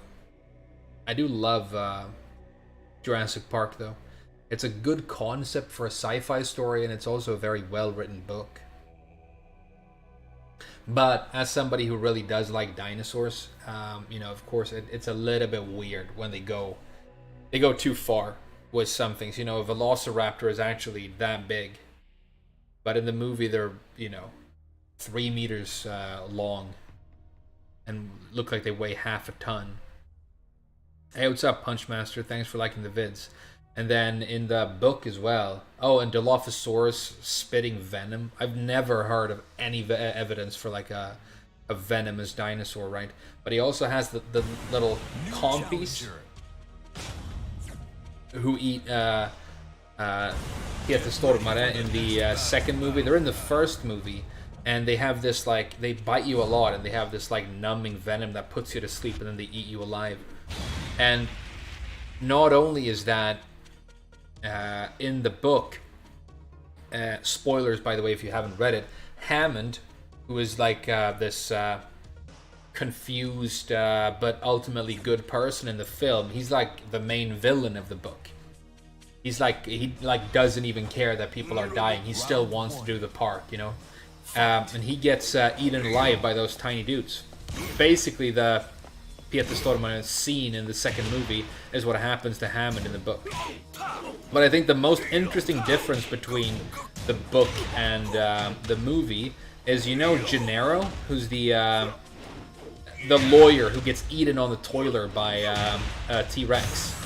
He's like, we're gonna make a fortune with this place. Hammond refers to him as the blood-sucking lawyer. And he gets eaten on the toilet by the T-Rex. He's basically the main hero of the entire story in the book. He's like the main character. There's like him, Sattler, Malcolm, and there are two scientists. There's one computer scientist and like one more guy, and they're like the main characters. Oh, and there's Muldoon, who's the ranger, right? But I think like the main character really is Gennaro, because he's the one who isn't like a dinosaur expert. He's a lawyer, right? And basically the reason he's at the park is not to like look at how much money we're gonna make from for our investors with this park.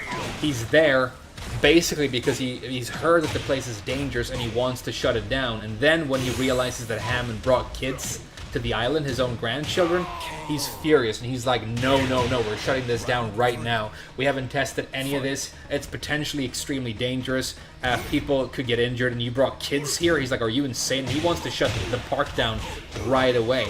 Another really interesting thing about the Gennaro character in the novel as opposed to the movie is that he's this kind of scrawny, like pathetic looking lawyer in the movie, but I think he's like built. I think he's like physically the strongest out of the characters. He's like, he works out, and he's like big, and he can like grab and lift things and stuff.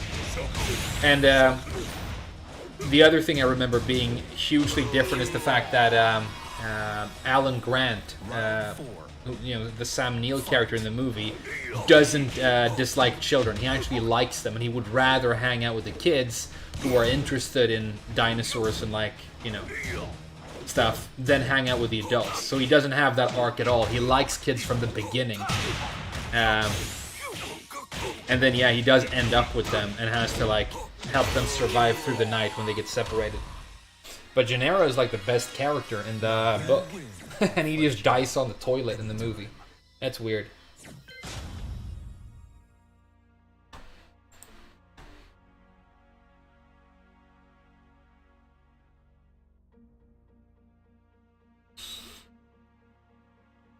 Always on My Mind is definitely good, but overhyped. Yeah, people get too hype over da da da da da da. They get too excited because that's like super, it's like a hook.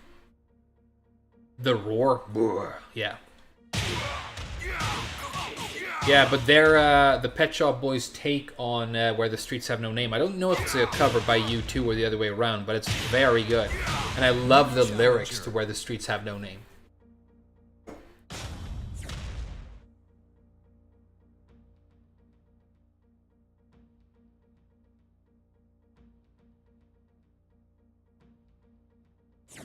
I want to reach out and touch the flame where the streets have no name. I want to take shelter from poison rain. That's a good tune. Own Devices is good though, because it's funny where he goes. You're like, just talking. I wake up in the morning and I call my friend who's a party animal. And I always think about Yoshimitsu when I hear that. And then, it goes. He starts singing. The original is U2. Okay. Yeah, those are my thoughts on the Jurassic Park book. I've started reading Lost World, but I didn't finish it yet. I will though. But if you guys want to read a good book, and if you're not, like, a lot of my friends like aren't into reading books, they don't want to sit down and like read a novel. It's not enjoyable to them. Get the audiobook version of American Psycho by Bret Easton Ellis. It's such an interesting book. And the audiobook version, which I think is available on YouTube, that can't be legal. But if you can just listen to it on YouTube, the audiobook version that is out of that is perfect. I love the guy who narrates it. Yeah, but it's basically my favorite book of all time. It's so different.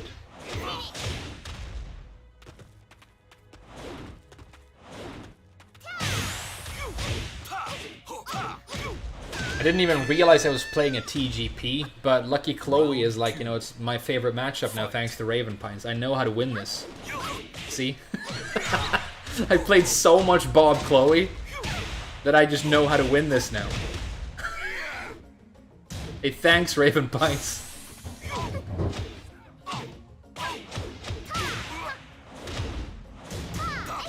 See?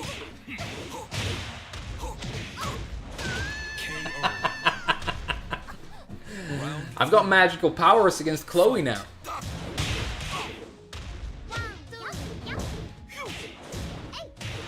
Good choice.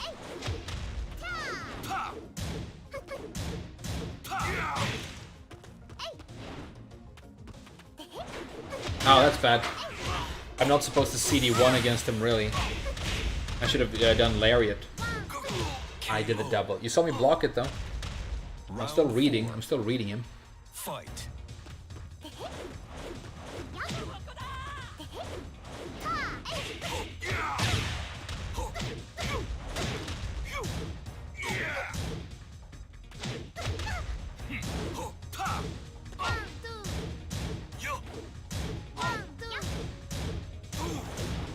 Back one, yeah.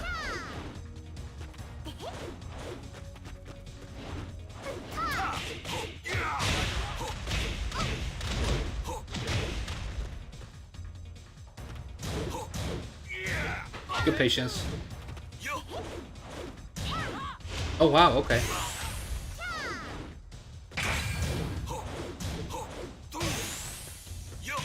Ah, did you see that? I was doing the low that would have interrupted the armor and killed him. Fight. Good duck. Shouldn't have tried it. That works on Raven Pines. That's why it didn't work on this guy.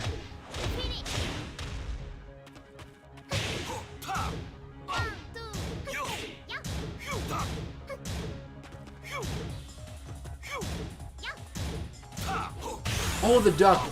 Beautiful. I deserve to lose this. Well done. I was talking all that good shit about being able to easily beat him.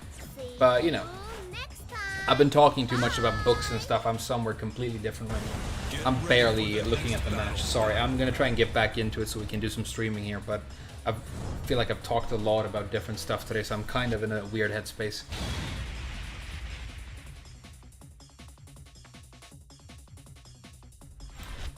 Poor Chloe mains? Yeah. Alright, I'm going to show you guys what's actually up here. He's not going to make the same mistakes as Raven. I guess that's it. He's going to make, you know, mistakes of his own.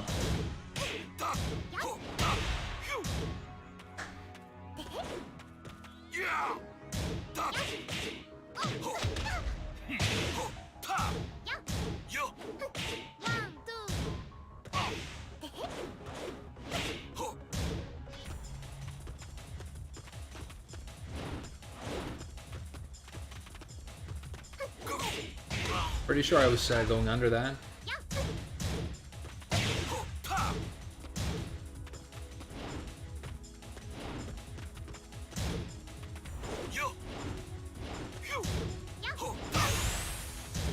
Oh, beautiful! He delayed the launcher for too much. That was a good block. Round two. This guy's got reads. Fight.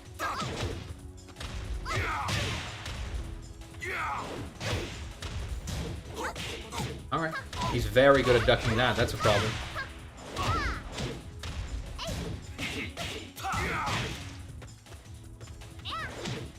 Wow, actually using that move. Dude, he's trucking right now.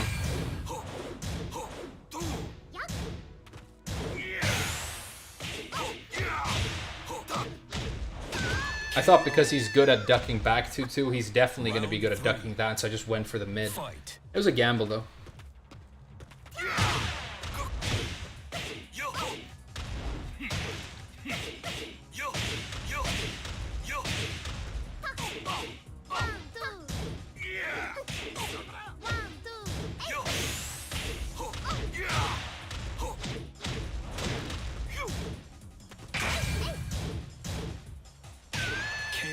Matchup knowledge. Matchup knowledge. I'll fight you anytime. Alright. Get ready for the next battle. Have I ever been in Poland? No, I actually haven't. Got a lot of Polish friends though. Like I've had a lot of close friends who are Polish, at least 3. Unscaled hit doing work, hell yeah. Round 1. Fight. That's too much guaranteed damage, my friend.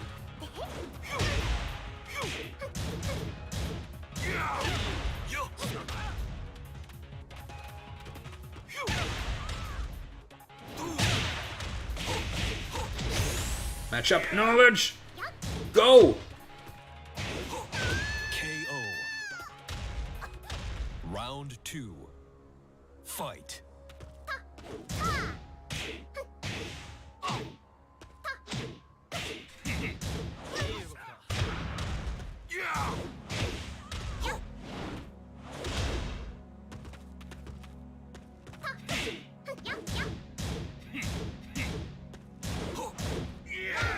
Wow, the low works, okay.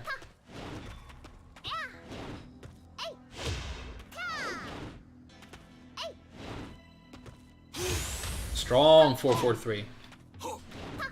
Strong 4-4-3. Perfect timing. Round 3. Corpse kick. Fight. I think he's getting too confident.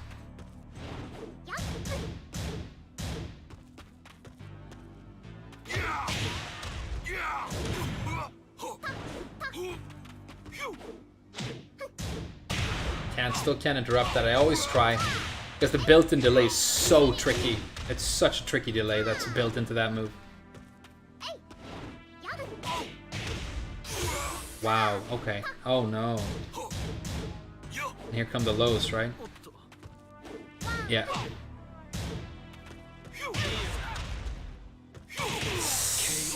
Hate that power crush. I think it might be extremely fucking cheap. I could be wrong, but I think it might be like one of the cheapest things ever. It's what Raven uses to kill me as well.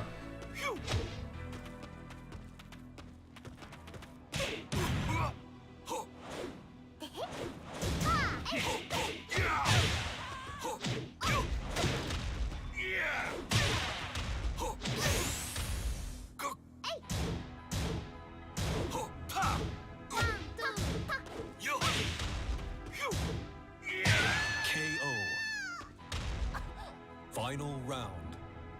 Fight.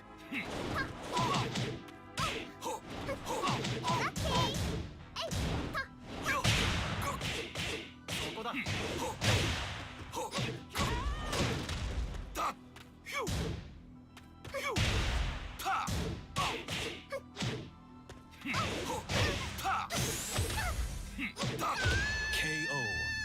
Uxam. Too slow on the back 3 right there. You see that? Get ready for the next battle.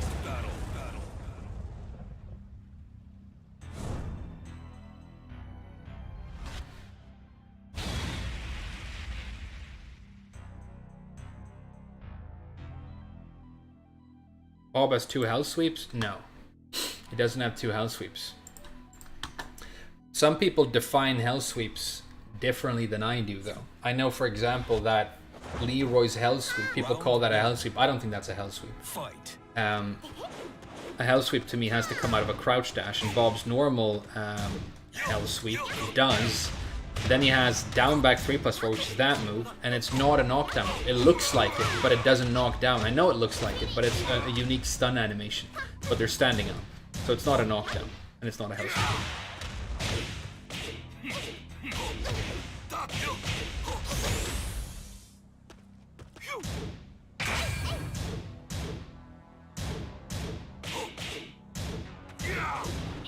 Good choice.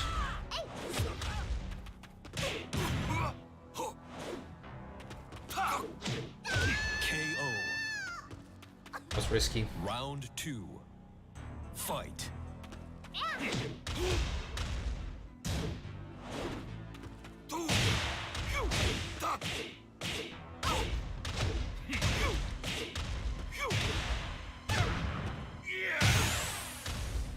That's the real house sweep right there. See how it's different? Round 3. Fight.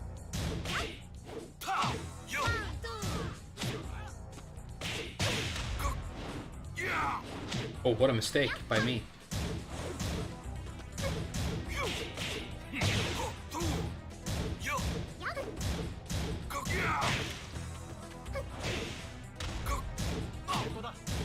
I did it again. I always try and interrupt it because of the weird delay.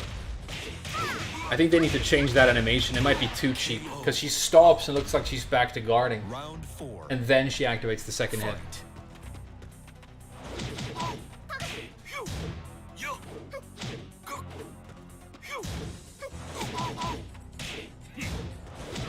Oh dude, you're like playing exactly like Raven Pines now.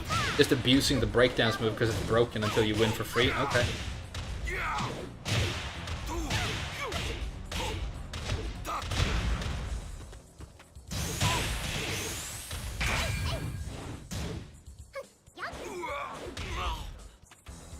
Oh! Oh no! The low? Didn't like that. I didn't like it at all.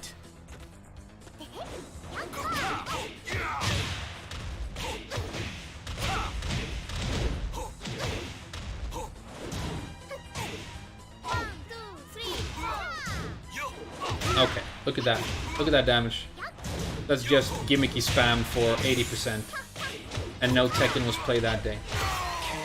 What's annoying about this is because he won that round that way, and I hate him for it, and he started to abuse the breakdance launcher, I don't want to play him anymore. And maybe that's, you know, because I'm weak sauce.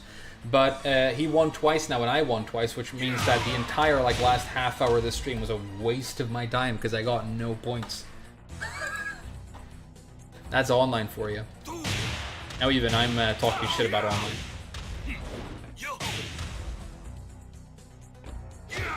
Yeah, but this one's, this is not like a super good low or anything, you guys.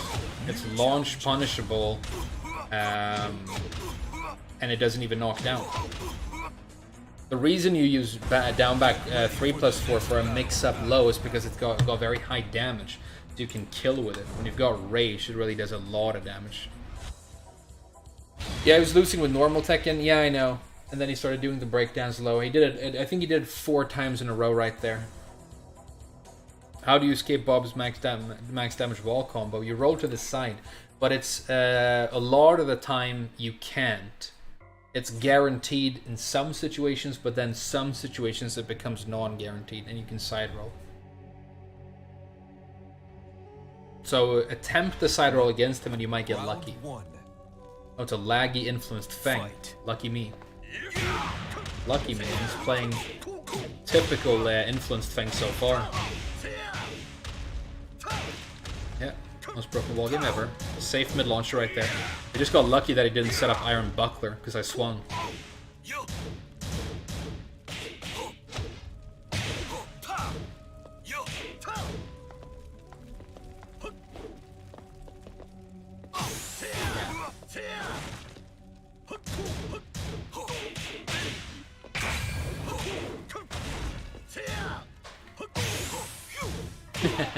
Shouldn't have tried it. He definitely was going to duck, so I should have just done the mid. It's unplayably laggy, by the way. There's no way this is a 4-bar and anything like a 4-bar. So he couldn't even punish the hop kick, even though I used a 10-frame move for the while standing launcher, even though I used a 10-frame move.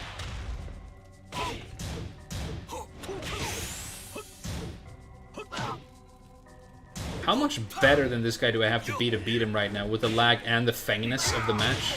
I have to be like not twice as good, but more to even have a shot here. Oh wow, okay, nice lag. KO. The lag, dude. Round 3. Fight.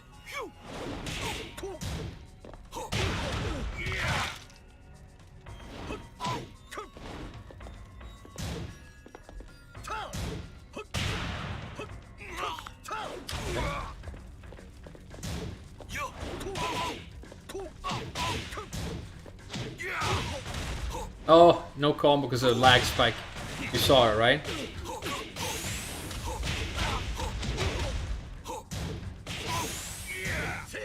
Oh wow, good punish actually. I completely spaghetti that. I deserve to win this, and it's an unplayable match, but well done with the punish. I'll say that much. Well done again.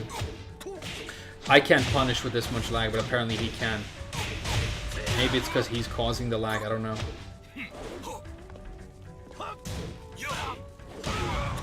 Arm buckler, still extremely overpowered.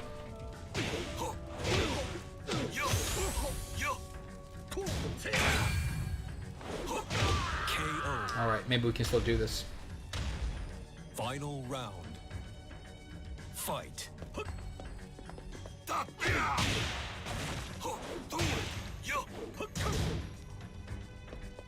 Oh, the lag is so crazy right now. Random shoulders? You know it's launch punishable, right?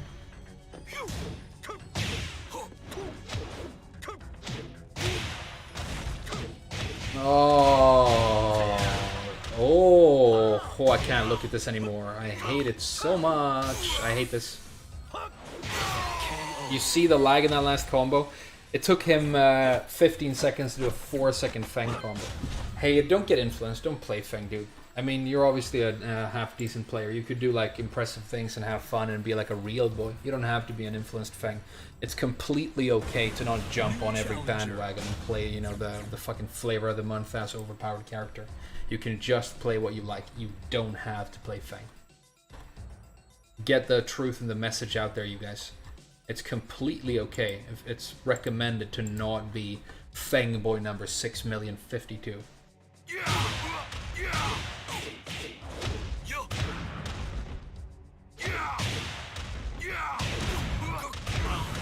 New challenger. This salt is sugar. Yeah. Get ready for the next battle.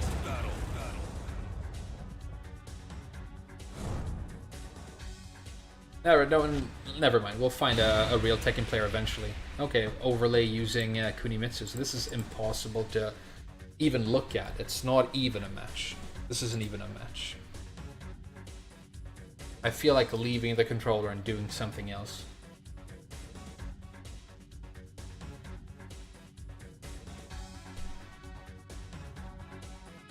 Kunimitsu player who admits to cheating in his name. Round 1.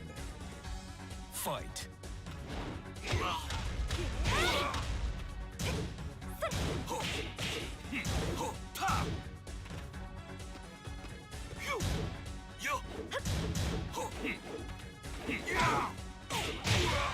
Yeah.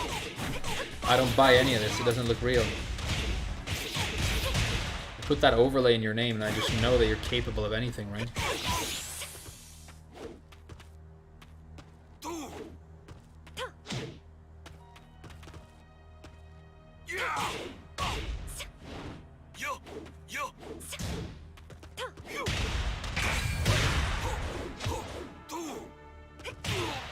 Alright. Round 2. Fight.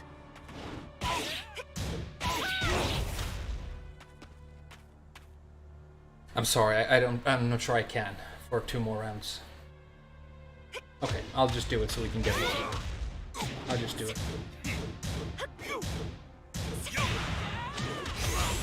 See the whiff recovery block my sidestep move right there? Perfect. Round 3.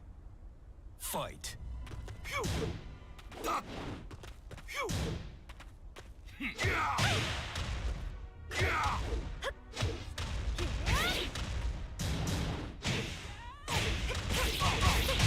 I asked him if he uses any other cheats besides overlay, and he said all my inputs are human.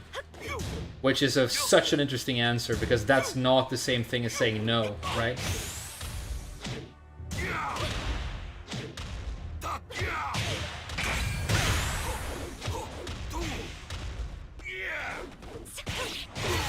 Go backdash, dude. You lose.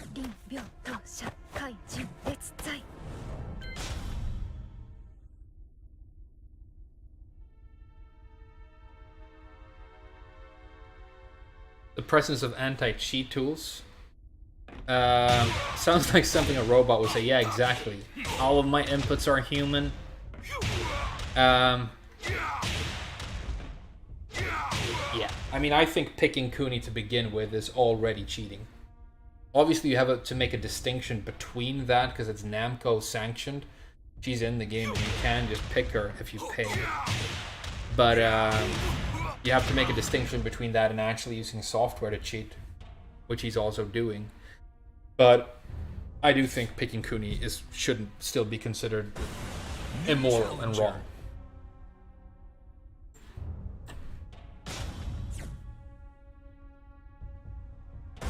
Get ready for the next battle. Double cheater? I think he might be a triple, quadruple, or quintuple cheater, but we don't know. Because again, I asked him if he's cheating and he said, all my inputs are human. Man, if somebody names themselves that as like their Steam name, that'd be so funny. That'd be great. They show up, they're playing Influenced Feng with a lag switch, and it says, all my inputs are human, comma, human. Accuse me without proof. Okay, dude. I said I think you might. I don't have any proof, except that you use overlay, which again is already cheating. Fight. But well played, regardless. Like I said, if you didn't use overlay or Cooney, you'd probably beat me anyway. So why not?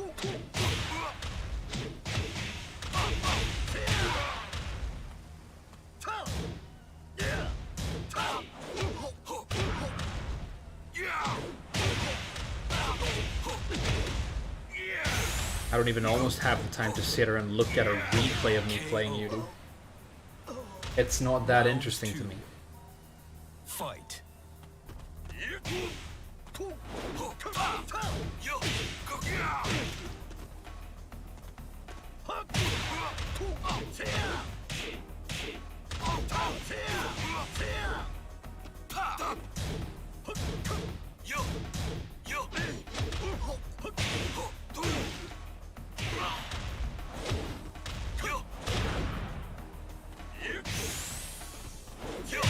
KO.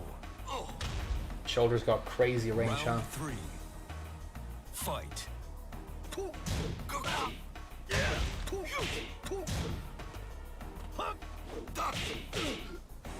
Should have known it was the same guy when I saw the 4-bar.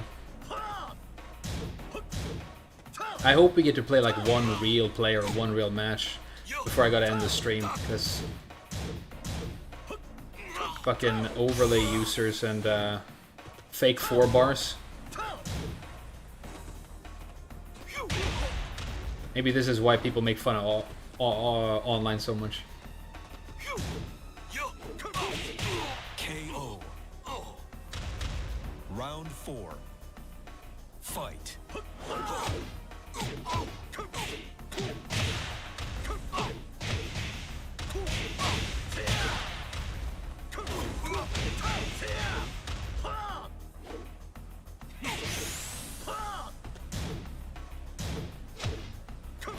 Nice parry. He's obviously one of those, he has lived in the lag, you know, so he's wielding it like a knife. You lose.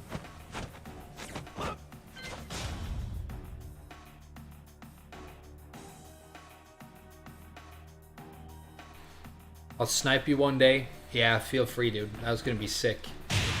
I have no idea what your Tekken is like. I know you play Miguel, and that's all I know. What if LKMA turns out to be like an amazing Miguel main who like kicks my ass in the Miguel mirror? Iron Miguel. His trolling is green rank.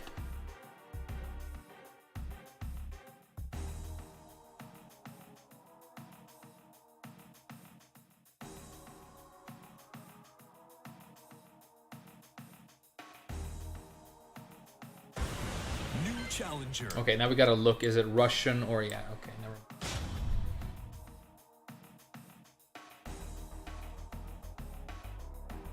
mind. Sorry, Slim Bob.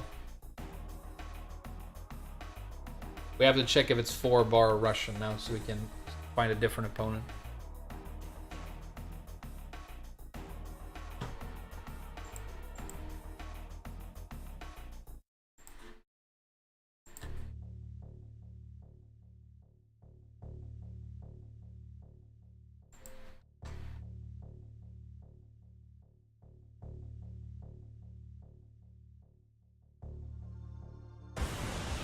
challenger. All right. Get ready for the next battle.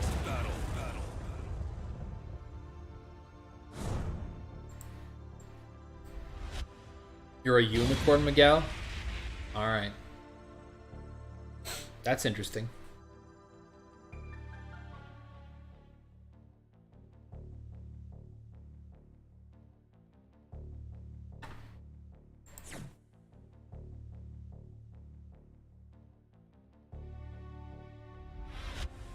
Time to die. Round 1. Fight.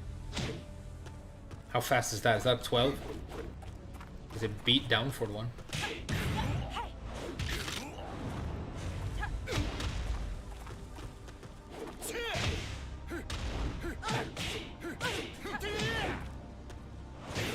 Oh, that move's so good. Her orbital is like one of the best moves ever, right? So she can mix everything she has with it. It's an up forward input, so she can do it from crouch. That's a crazy move. I'd remove it completely, but it's a crazy move.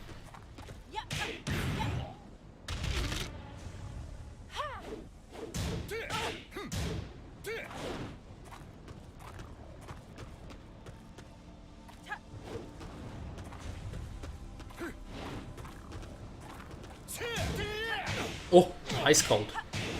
He wanted to duck the second hit, but I didn't do the second hit, but it didn't matter, which is why that cancel actually isn't good. It doesn't work against good players, I should say.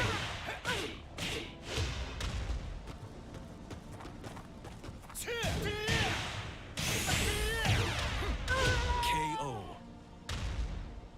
Round 3. Fight.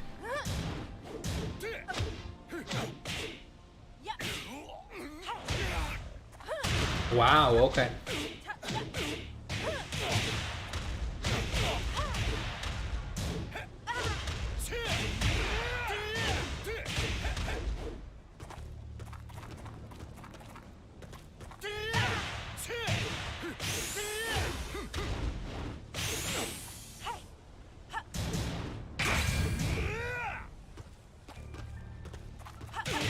Nice. KO. Damn. That was nice. Round 4. Fuck his jabs. Well done. Fight.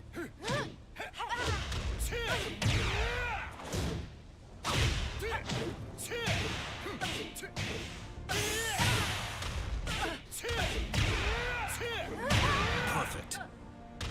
Look some. Final round. Fight.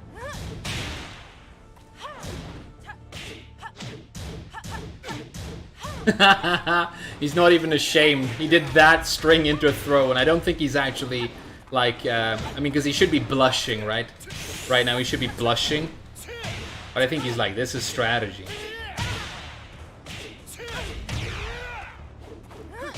Nice, okay. Hey, well played, Ser off Fim. I hate your character. I think it's a fucking pathetic joke. But I can't deny that you played really well. Nina's gonna be an 8, right? Doesn't work against good players basically sums up 90% of Feng complaints. Yeah, but that is the one, Howie, that is the one time I'm actually gonna bring the tournament player argument. If Ni says that, because he plays pretty good players, if he says that it's the safest and most solid character to like win tournaments with, I mean, I know I shouldn't bring the tournament result argument into this, but there you go. You're objectively and obviously wrong.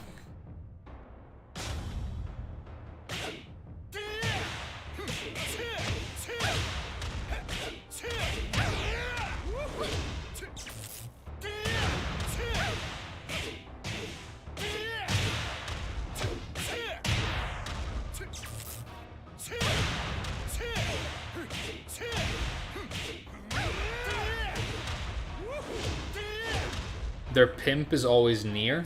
Who's the Williams sisters' pimp? Do I like Steve? Not really.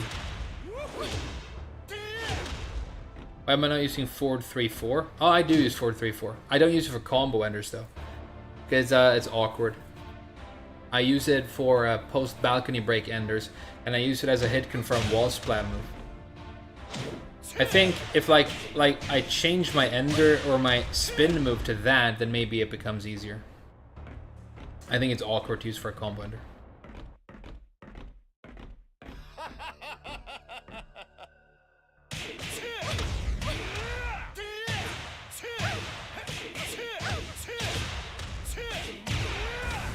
New challenger. Get ready for the next battle. 4-4 then 4-3-4. Yeah. How much damage do you gain though? If it's less than 3, I'm not gonna do it. If it's more than 3, then yeah, I'll consider it.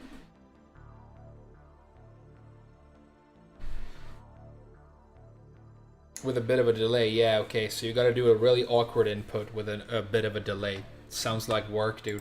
Sounds like hella work. For not much reward. Time to die. You see her tits spawn in and they jiggle, that's funny. Fight.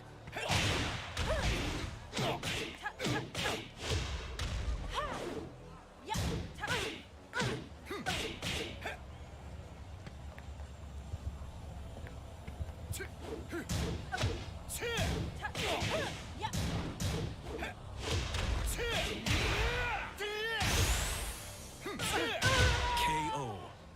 Uksam. Round 2. Fight.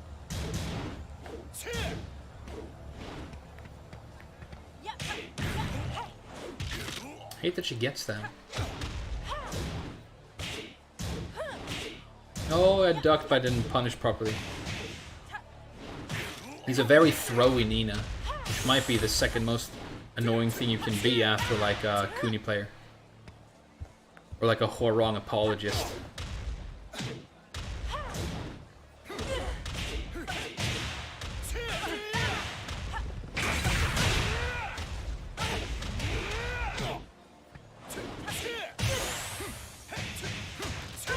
Uksam. Round Ukter 3. straight in the sum. Fight.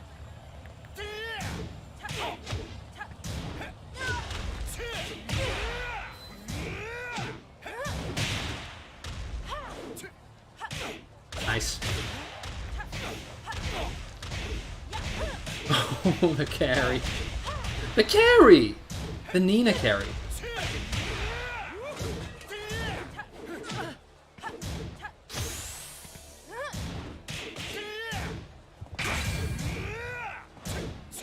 Good duck.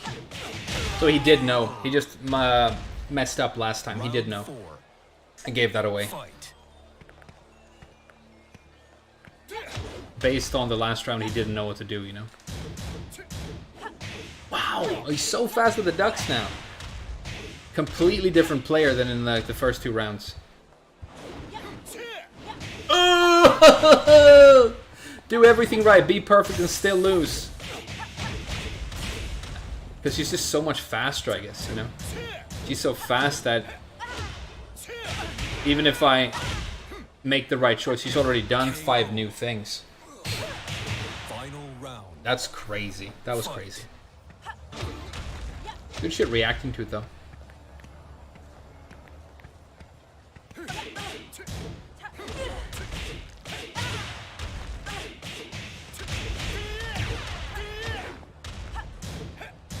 Nice.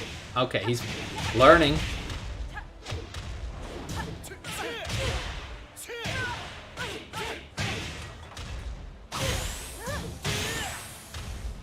Ah! Damn, I don't feel like I'm worse. I know it's a weak thing to say that I was better and I should have won, but I genuinely think I was. Hey, well played, dude. Nice, Nina. To the extent that that's a thing that can exist. The King of Iron Fist That extent is Tournament 0, by the way. But you know, well done.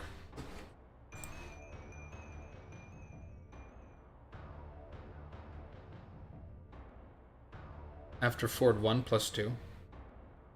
Really? Cool. Taunt into Rage Art. No. Kuni's a stupid character? Yeah, I know. Kuni is a guaranteed, like, unironically a guaranteed TGO character. There's no reason you should ever take damage. It basically can't happen. Whether you stand still and wait for the opponent to lose for you, or you go in and you play or wrong with punches. Either way, I don't think Kuni can take damage. New challenger. I don't think she can take damage.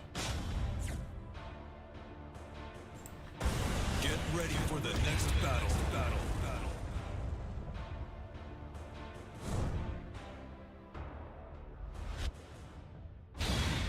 My opinion on opinions, they're trash. They're trash. I'm trying to have fewer opinions. Damn! That's an opinion. You got me again.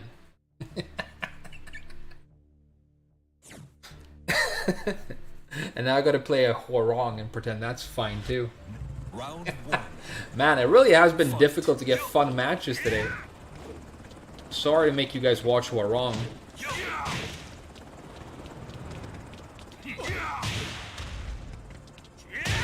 I wouldn't wish it on my worst enemy, really. Having to sit there and like watch Hwoarang. But you know, this is something we gotta get through now.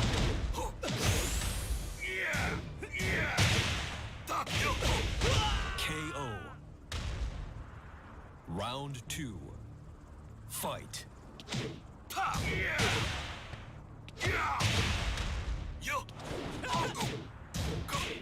Oh, it's starting now. Okay, I got out. As long as he's not on top of me doing spam, we'll be fine.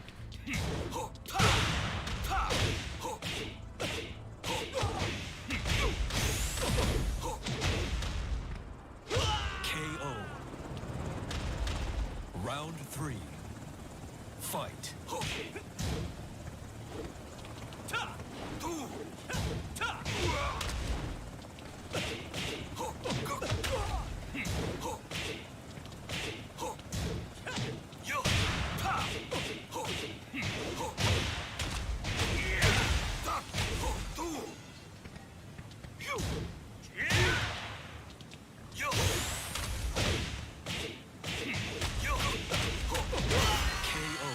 Uksam.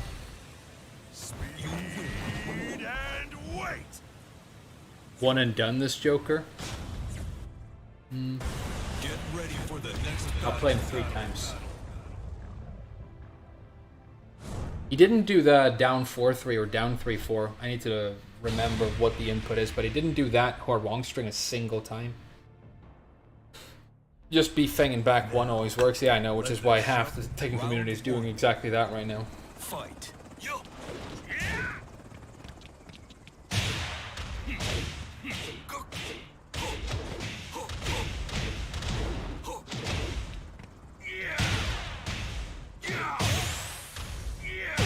Perfect. Babu! Round 2. Fight. There it is. I knew he was going to do it eventually. But I'm glad that I knew exactly when. Like I predicted boot it.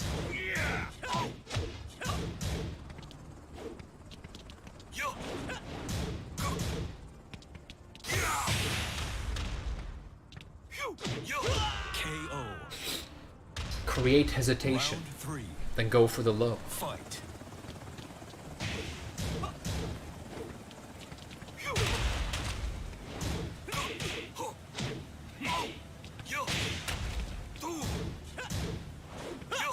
Nice.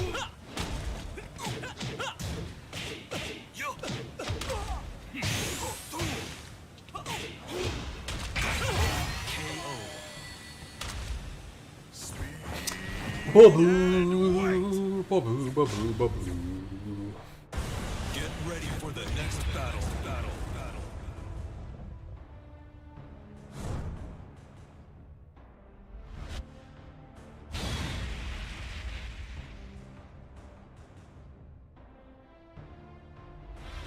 Now, round 1. Fight.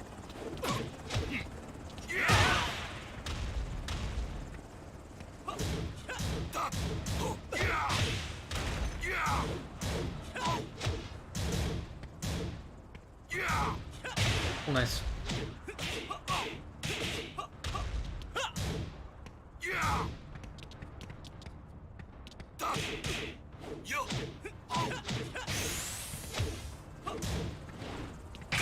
Oh!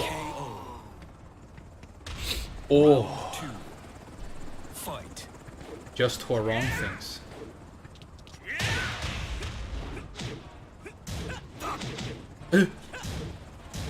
You saw me block it! I couldn't even punch with a wild standing for? That string is a joke, dude. Come on, that string's a joke. That low string is a joke.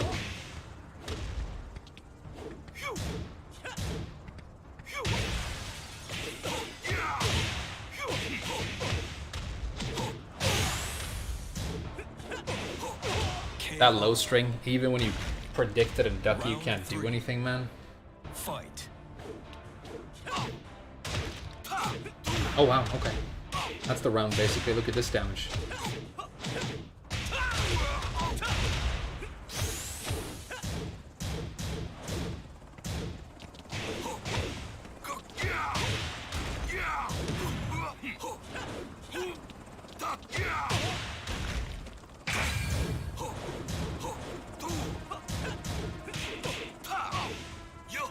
Ah, almost. Come on, man. Just be a little bit more patient there at the end. I was doing it. Fight.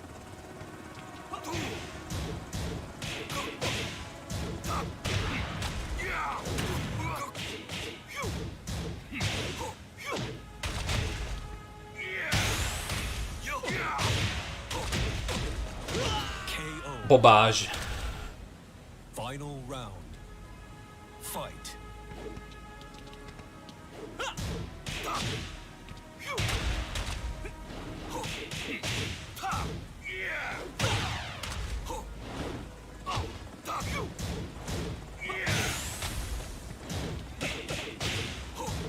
Good parry.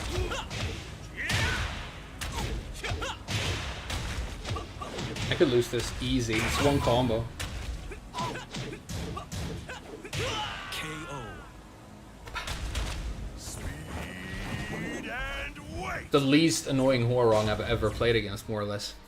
Good shit, dude. Ready for the next battle.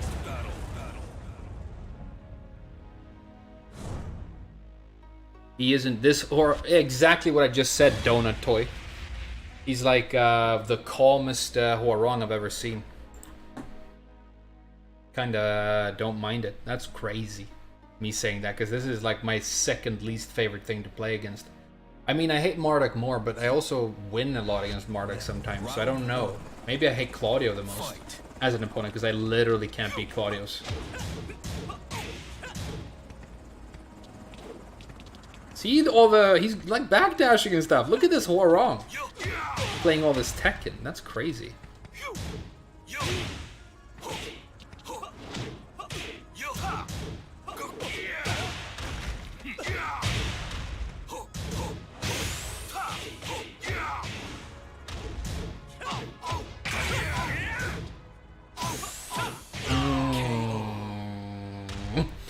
Just forget it. Didn't happen.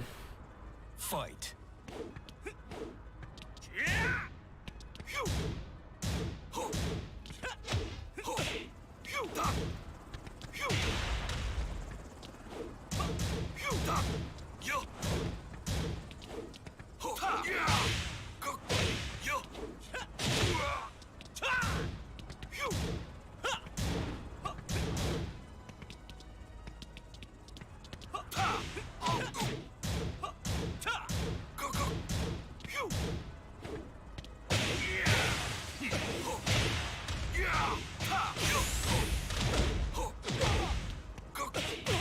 You guys like that conversion with the wall? Round 3. I did. Fight. Nice. He's caught me twice with that.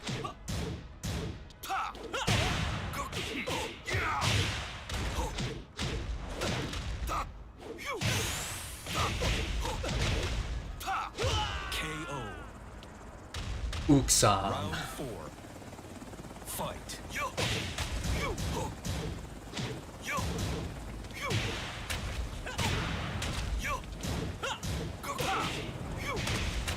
Oh. The wall messed me up right there. Nice step, dude. I like this guy. He's like my favorite Huarong I've ever played against. Not a hard title to snatch, but you know.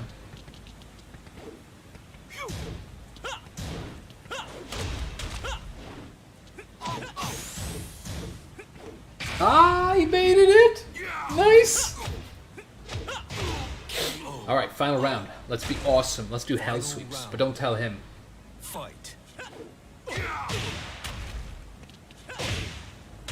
Take it.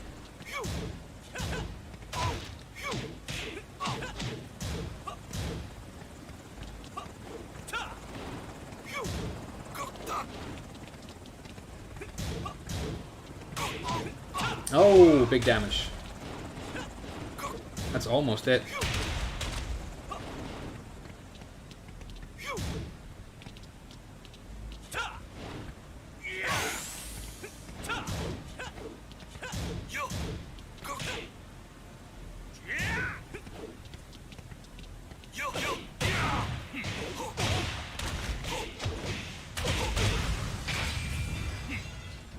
Just get the damage, you know, whatever. Take the life lead here.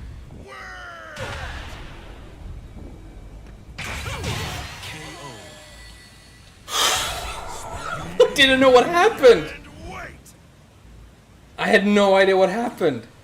The lariat traded with the second hit of the rage drive. Oh my god, that was a crazy round. That was the craziest round.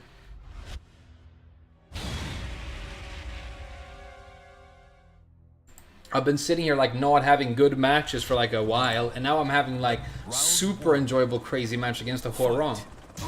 Hey Jack, if you want to be a mod, let me know. I'm gonna need like a Horong boy in here to like teach me.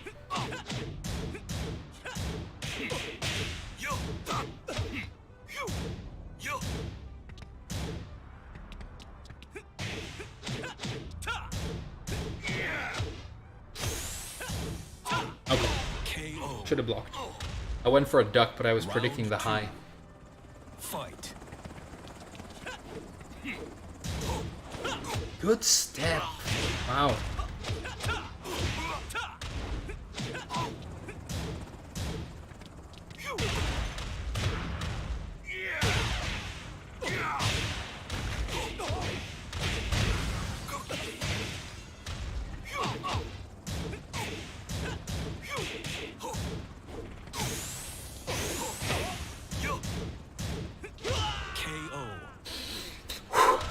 Round 3.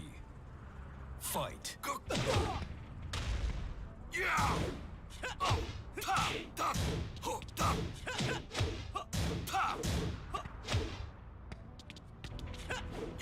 He's done so few backlashes as well.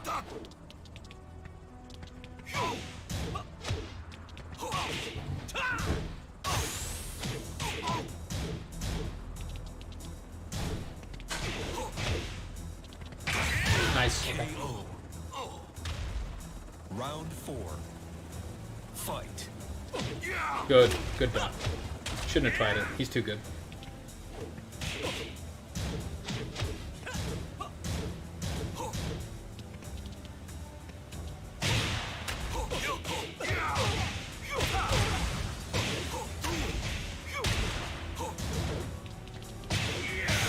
Oh, you can't handle the bob edge. You can't handle the bob edge. Did you see that combo, son? Final round. Fight.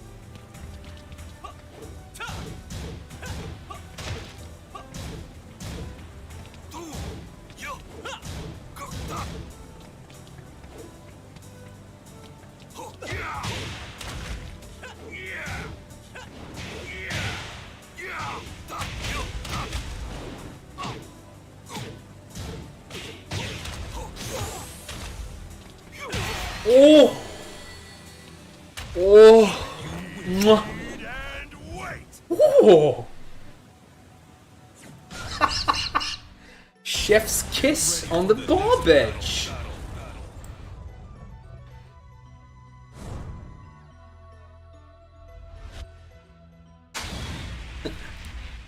This Horong users use ungamentals. I've never heard that word before, but that's a really good word. I like it. Ungamentals. Yeah, he's got sick ungamentals. I'm honestly playing more Unga than this guy, which is crazy. See that? I just did a big launcher and win. KO. Round 2. Fight. Good duck. Oh no!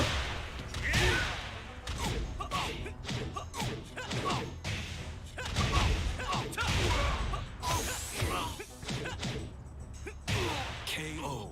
Wow, he's really turning it up now. Round 3. Alright, we can still win this. Fight. Be good. I know it's not my specialty, but I'll try. That counter rate comes down so fast.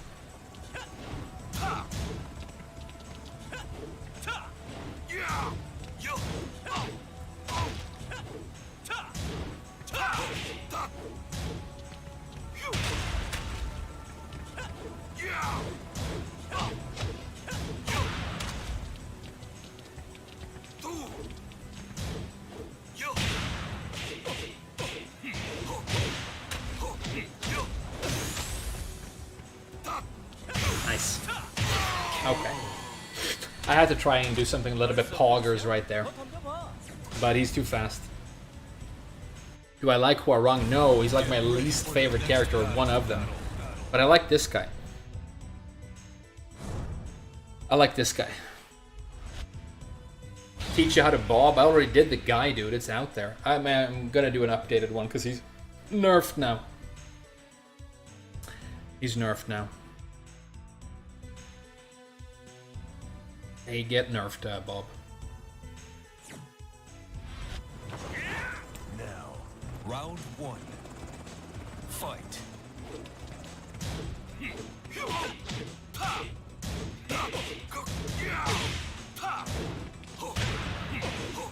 Magic 4.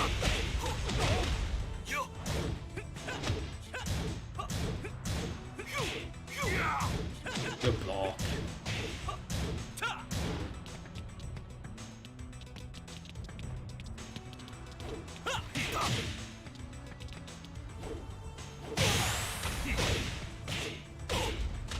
KO.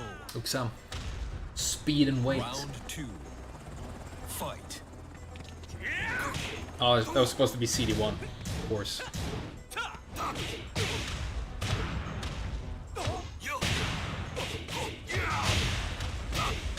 Bobbage. Bobbage. Perfect. Bobbage. Round 3. You're in the bobbage patch now, dude.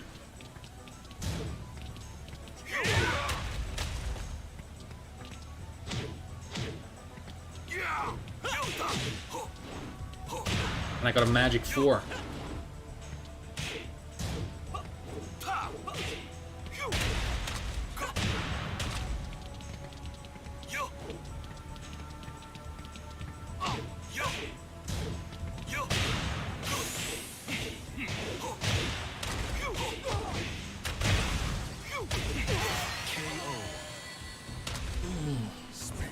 Damn, I'm having so much fun. I really am. This is sick. Bob is my favorite character. Yeah, that's true.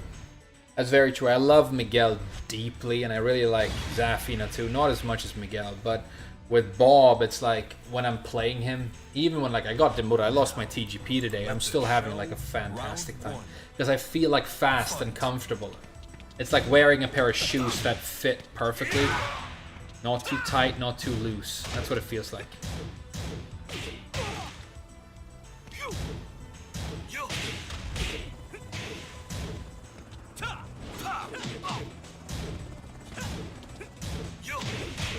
Oh, nice. Can he break? Oh, wow. Look at that.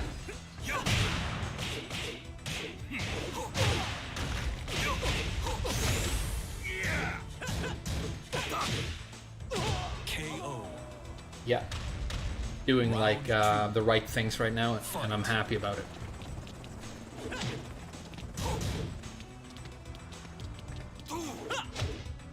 Good plasma blade.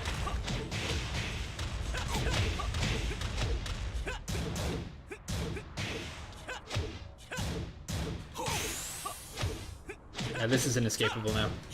That's what wrong right there. That's what wrong right there. When it becomes that fast and inescapable, you just don't want to end up in that situation to begin with. I guess it's your only option.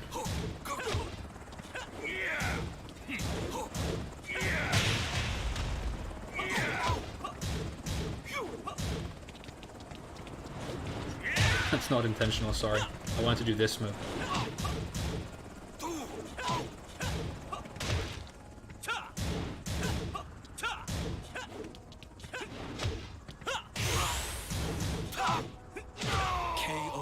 Inescapable. When he gets in like that, it's not something I know anything about, how to do anything about. And I don't think it's possible either. Like, he gets in, and then you're just looking and listening. Look, listen. Wow, this changed the dynamic of the match. He dominated, then I dominated, now he dominated. It's weird. Let's dominate him next match. But he's playing more classic Warong right now, which is unfortunate. It's sick when I'm winning mentality, yeah, I know. Obviously that bias is huge. Is KBD Sokde method on pad tournament valid? I don't know what Sokde method is.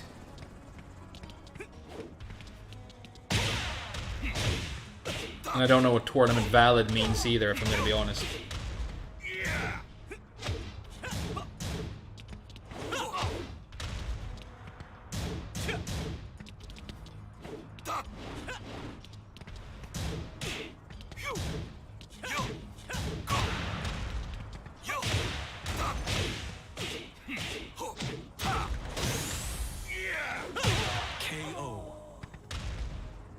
Round 2. Fight.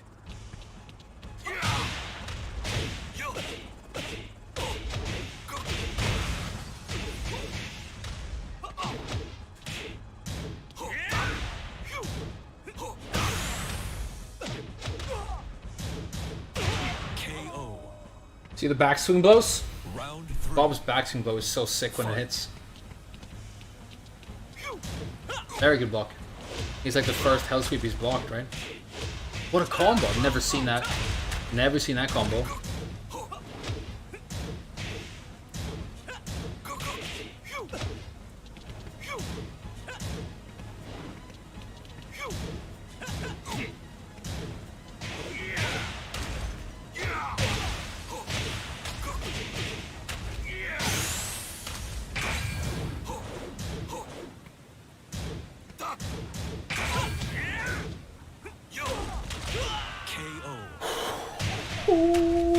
Yes!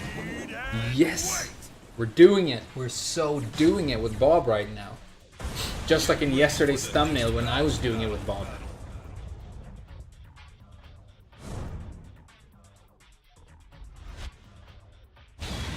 Hey, Red Bull bracelets.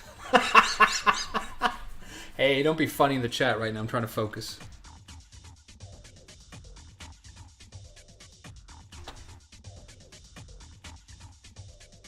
Is when you have back button pressed and then you press back forward, back forward. I've never used that method. I don't know if it's tournament valid, but if you look at my backdash here on pad, because I play on pad, I do down back method. I don't do quarter circle method. And it's a little bit finicky, but it works really well on both PS5 and PS4. And I'd say just learn that. Because I don't know what tournament valid means, but I know that this works. Took me a while to get good at, though, I'm not gonna lie. He really loves that counter hit. I don't. It's so good.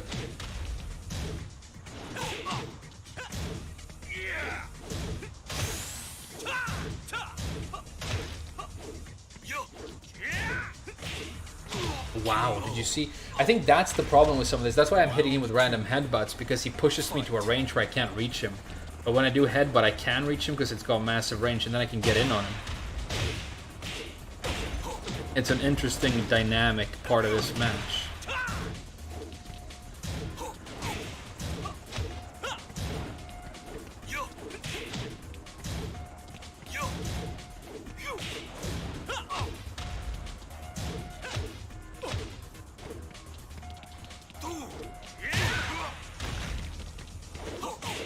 Oh wow. Can't believe he did it. I was thinking about it, but I'm like, it's too obvious and boring. But he did it anyway. Fight. But I kind of did a hell sweep a little bit like that earlier, so I guess it's fine.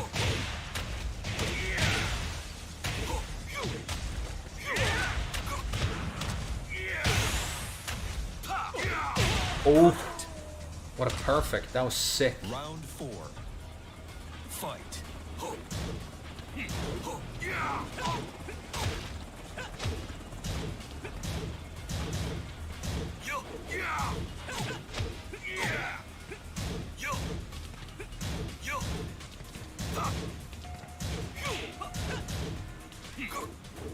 Good Doc.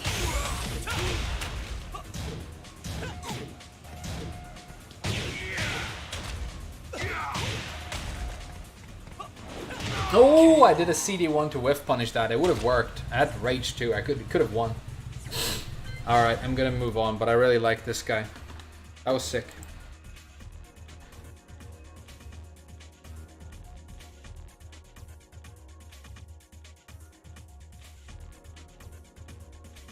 Is when you have the back button pressed and then you press back, forward, back, forward. Okay, so it's like a mix box method, because obviously you can't do that on a D-pad. I don't think it's going to work on a D-pad because you can't buff for back and then press forward. It works? You can do that? So you have back pressed and then you press, what, back, forward? When do you press down, back? New challenger. Get ready for the next battle.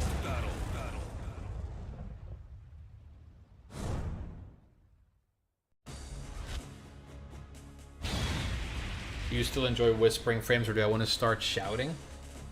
I enjoy both, but I'm trying to do more whispering these days.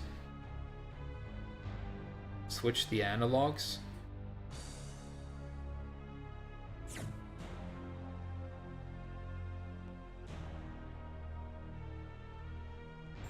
I don't know what any of that means, dude. You're speaking a language I don't understand. Sorry, I can't help you. But you know, you can't just learn how to do it, you know, normally like this on pad, and it works fine.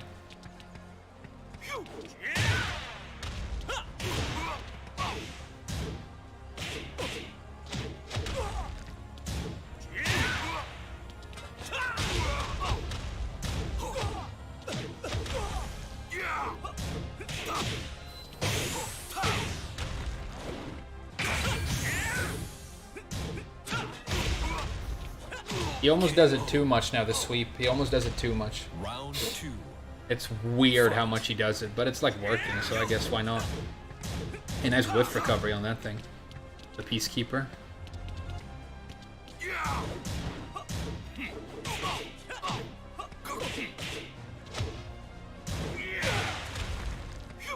Big whiff!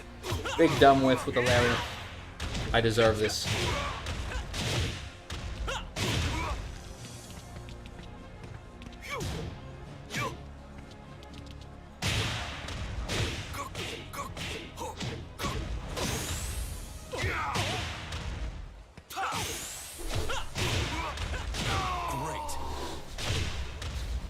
Round 3. Fight.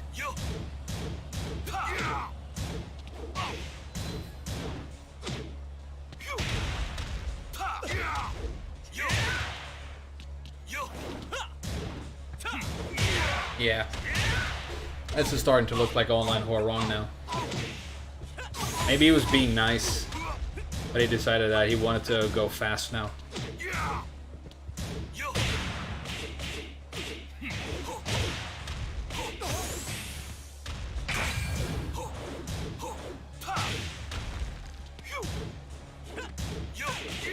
Ah, what a mistake. What a big, giant mistake finishing that string. It should have been a 1-1, so I would have won. That's dumb. I'm sorry. Get ready for the next battle. You put movement to right analog. Right analog? Analog stick while playing Tekken? Okay, I don't know. Here's my view on this. Why do you have to invent these arcane, strange, completely like weird magician methods of controlling your character when you can just learn how to do a normal backdash and it's fine?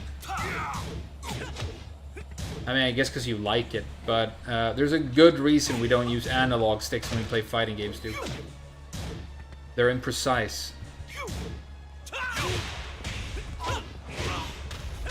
I guess if you're just holding back the whole time, maybe that's fine. But trust me, analog sticks are not for fighting games, dude. Therefore, when people pretend to play video games in movies, they need to like be rolling them with their thumbs. That's the only time anybody's ever used an analog stick. And those third-person adventure story games like War God, that people seem to think are like worthwhile, when it's literally just sitting there watching one very, very slow movie.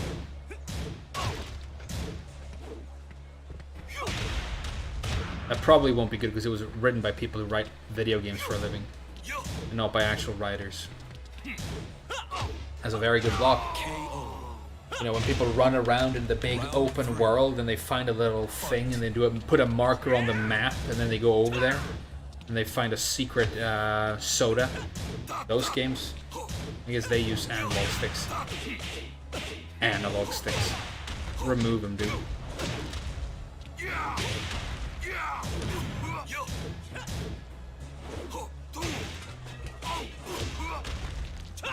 Wow.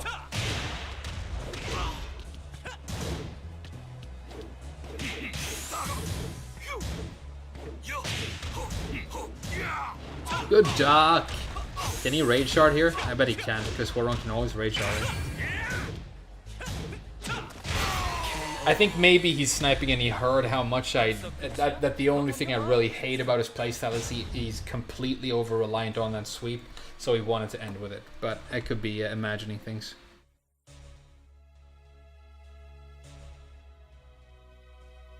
The Last of Us is the best slow movie.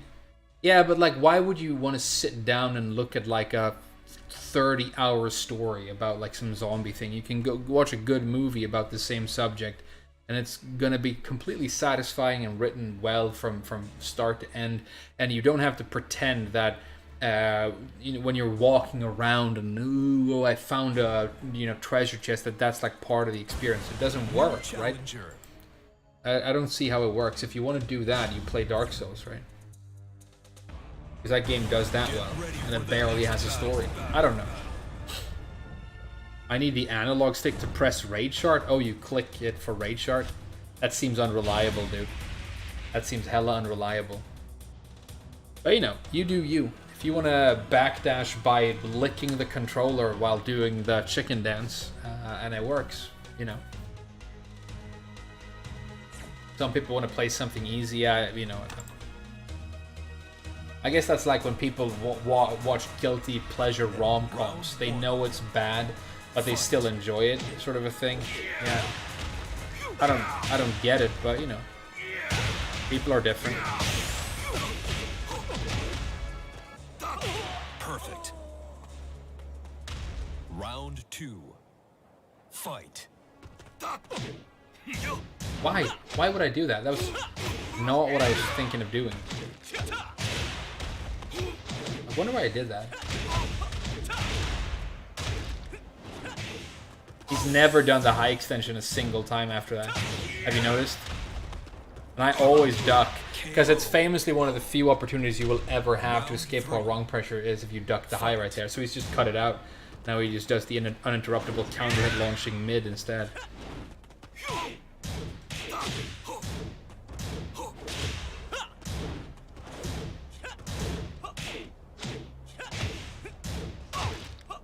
Cannot believe it's safe for him to attack this much.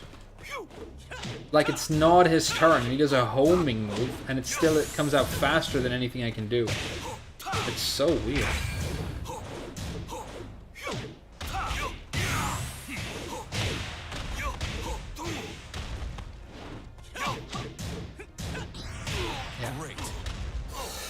Yeah, I lost my mojo against this guy. I had him right there, but whatever, you know.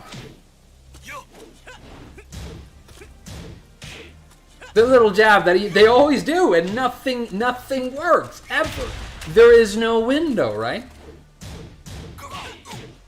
Maybe we could just remove Hwoarang's jabs. Do you think that would fix him? So that he can't constantly check every attempt to attack him.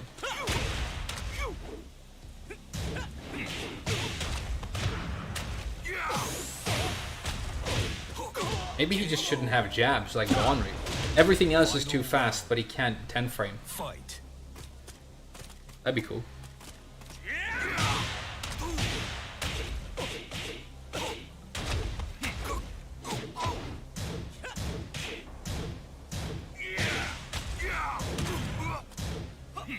Yeah, counter at launcher shouldn't be.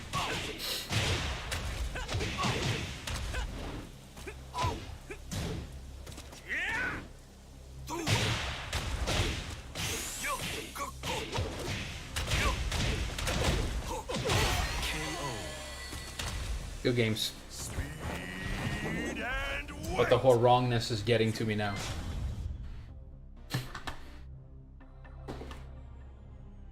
He just needs longer recovery frames. Yeah, I think that too. Should try stepping. Yeah.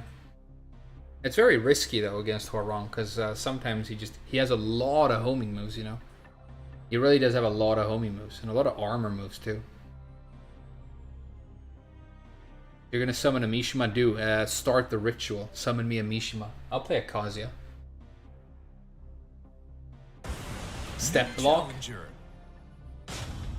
Yeah. Yeah, that's probably it. You're right. That's probably it. Because then you'll see if you're successful, and then you have to react to that and do the right thing. Play Kaz, please. I'm basically playing cool, balanced, interesting Kazuya right now. So I don't know why you would request. I am playing Kazuya. Kazuya as he was meant to be. This is fucking Kazuya the white. Not Kazuya the grey. That's the old Kazuya. Round one. Fight. Yo.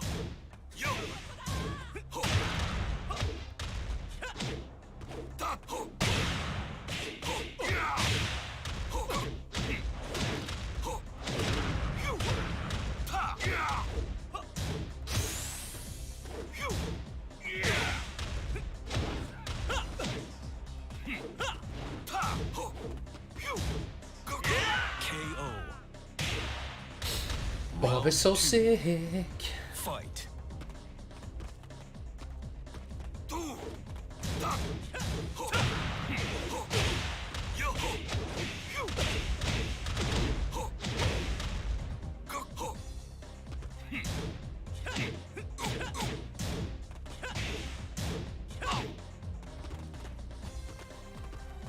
Oh.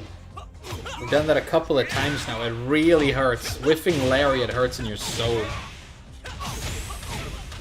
Think you have enough damage, dude? Do you see that? He's just like standing around waiting. What wall combo should I do?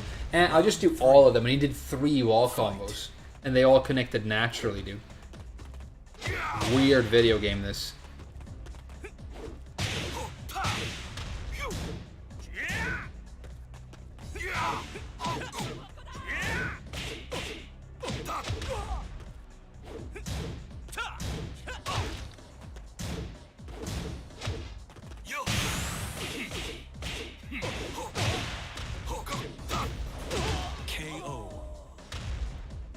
Round 4. Fight.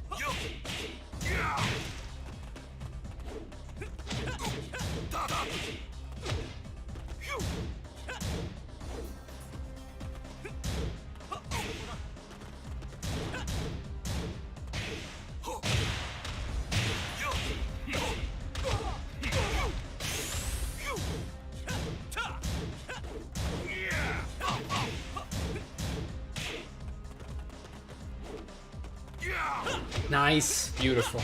Okay. My timing was way off. Look at Hwoarang's damage. He's like Chloe and Paul, but worse. crazy amount of damage when he combos. It really is insane. You could half it, it would be fine. You could half his combo damage. Yeah, I'm dead.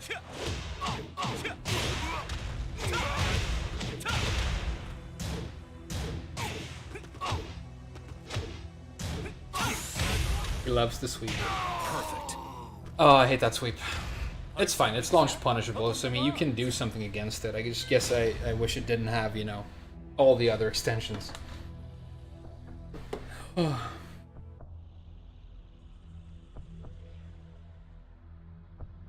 Left works well. Yeah. I'm not gonna develop a step blocking strategy against this online Horrong right now, dude. I'll work on it though.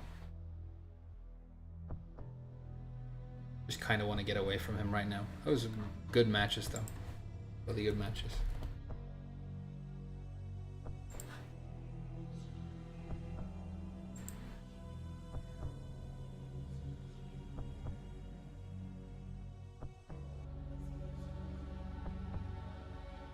Looking at Tekken Reddit.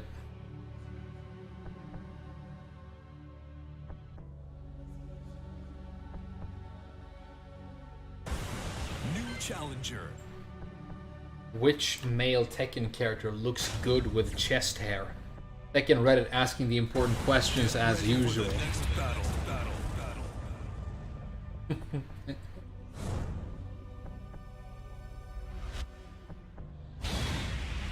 Oh, this guy's still online, huh?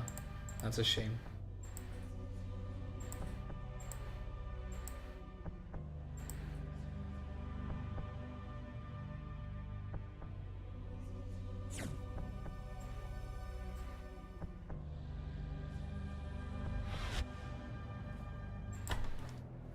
Time to die.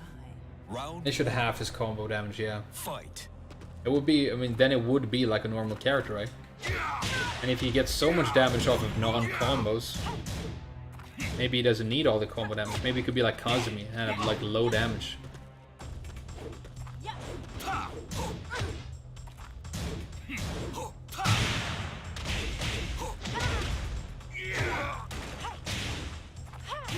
Hate that move.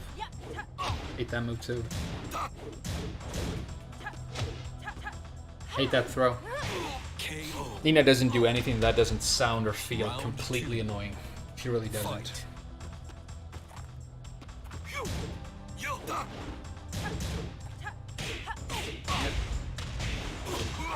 Alright.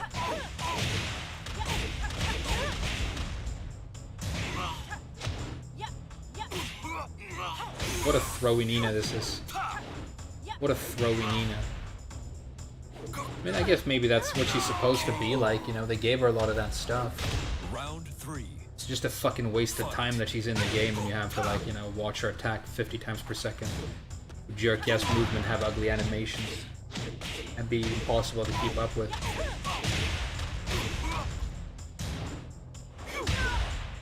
Freyman sweet.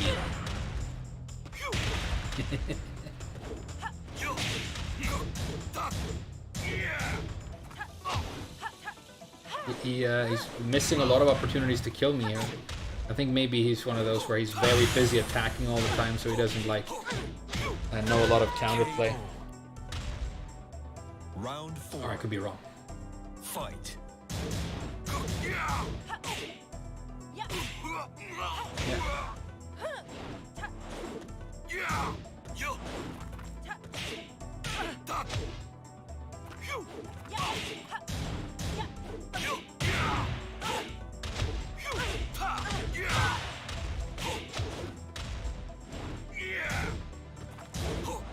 Good duck. Well, he does know something about Bob. Cool wall carry, dude. Should have ended 5 hits before it did that combo. You lose. Good shit. Past bedtime. Isn't it past your bedtime? If a 14-year-old had to try and write something that would sound cool right there, that's what they would write. Erratic jab cancels. Yeah, that's the default animation of Nina. And this is her Nina being played.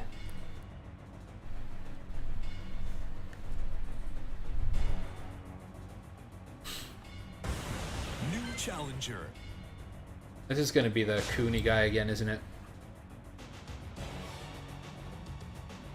Damn, I used to accept like every match I ever was offered, but I can't do that anymore because we've got like Challenger. software using Russians out here.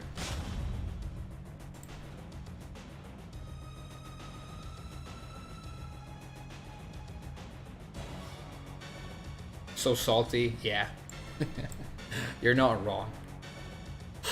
But you know, Nina does that to you.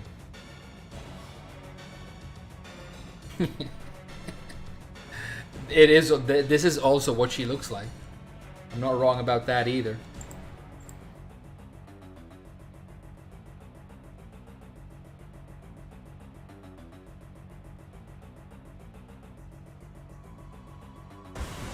New challenger.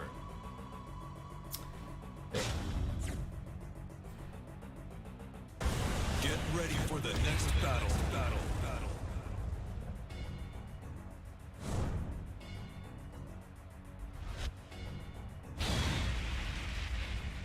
No, it's another basically unbeatable character, but we'll do our best. Nina's a chore, yeah. But you know, she's in the game. People want to play her. Of course, they should be able to do it. You know, and we have to play against it. But you can't. I don't think you can expect the receiving end of Nina to be an enjoyable place to be. All right, ducked out.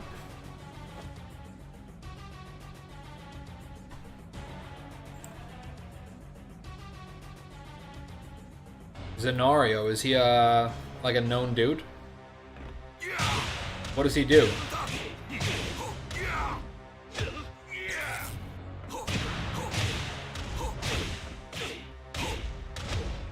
I just realized that I can spin with Ford 4 after Magic 4.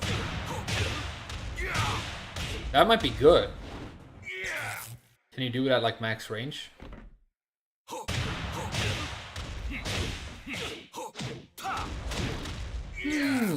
Interdasting.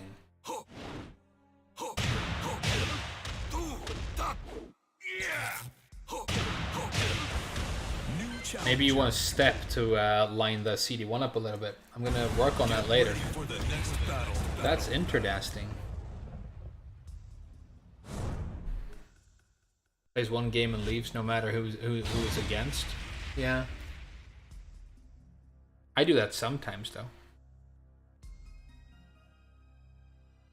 You lost your passport, God Hands? You were drinking absinthe? Damn. Did you have psychedelic fairy dreams? And then lose your passport? Round one. Like a little lightweight? Fight. I think Lawful is like another character that has a well-established cheater community, right? There are like some known players out there who are Law mains and who like definitely save scum.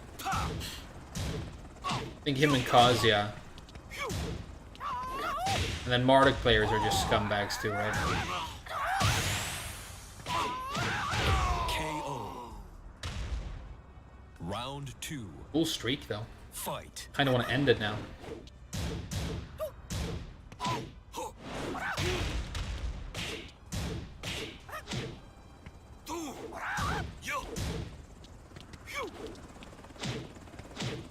This guy's good. It's erratic and laggy, but he's good. Very good.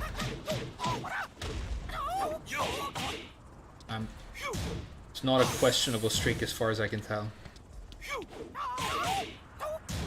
KO.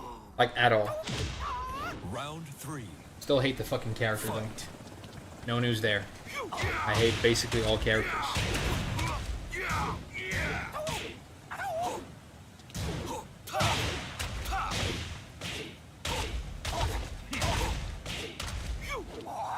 Nice step.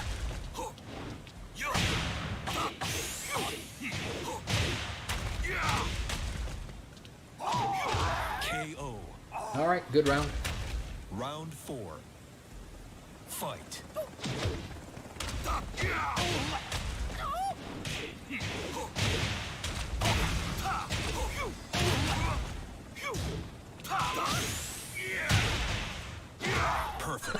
very good round.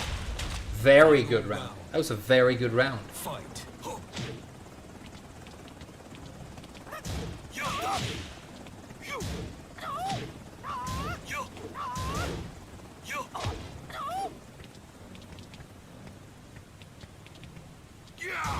Oh, he ducked, but then he stood up. That was sick. You could actually like distinguish between the moves, I guess. Or it's like a timing thing as well. People can know if it's the house sweep. Nice slide. Shame to end it on the game's most pathetic move archetype, but really well played. That guy was good.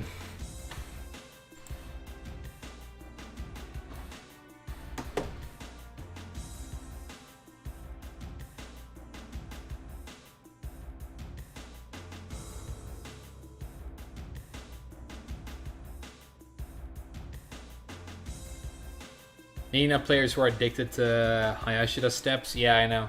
They're like rap gods. And you see some that are Hayashida step and don't know how to backdash, which is interesting. But I guess maybe they use it as a workaround because she's a backsway character, so backdashing on her is harder than other characters. But I think you should learn how to do both if you want to be like a real boy. New challenger.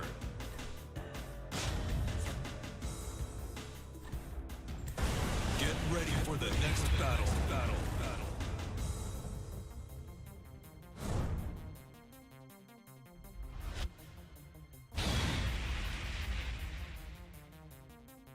Everyone who plays characters I don't like is a cheater. Yeah, I feel the exact same way, dude. I feel the exact same way. Some of them are cheaters. I mean, a lot of them are cheaters. I don't think it's a controversial statement to say that Kazuya is populated by cheaters. I think we know that. I think that those numbers are out there. Published and well understood. He's the most boosted fucking character, but... you know,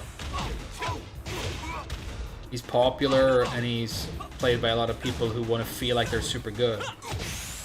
So, you know, maybe that makes sense.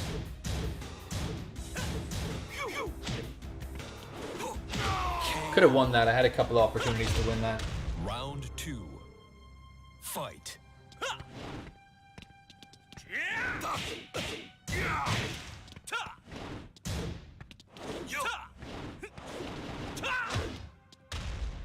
Weird.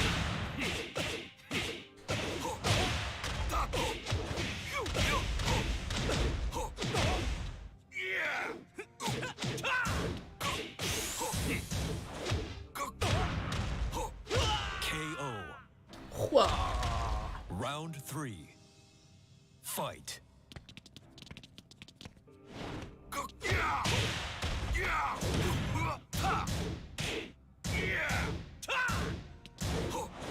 Good duck.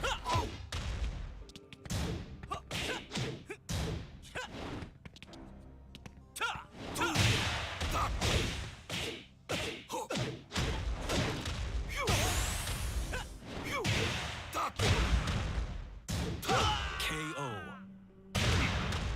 Round 4. Fight.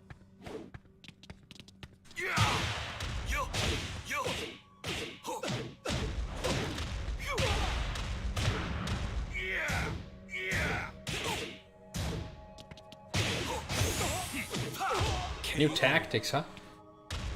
Good games, Mr. Reed. Check out apparently Get ready for the next battle. YouTubes and streams. Check him out. I knew that. I played him before. He usually like sends a message and says GG. Cool guy.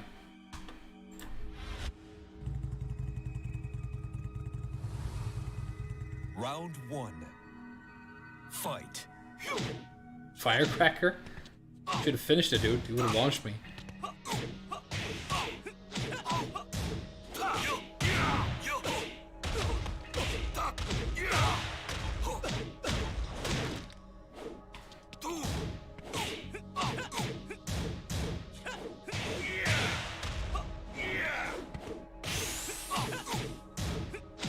Ah, the string.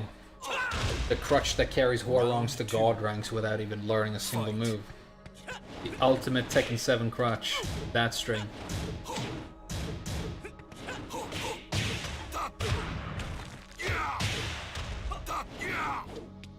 This could be dangerous.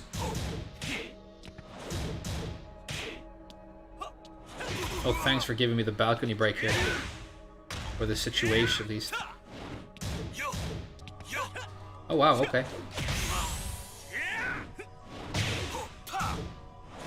Oh. We traded! That's incredible! That's incredible, dude. That's cosmic level god luck, dude. Nice god luck.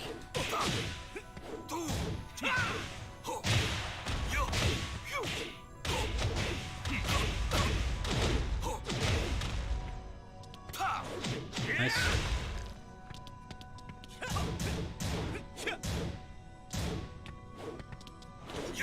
Nice. String, yeah. String again. Sitting too close to the screen, I'm getting a little bit woozy right now.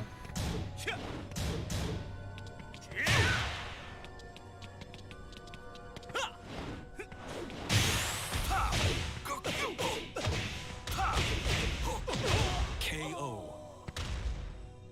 Round 4. Fight. Oh. They do that a lot, don't they? I mean, is there any downside to just randomly throwing that launcher until it hits?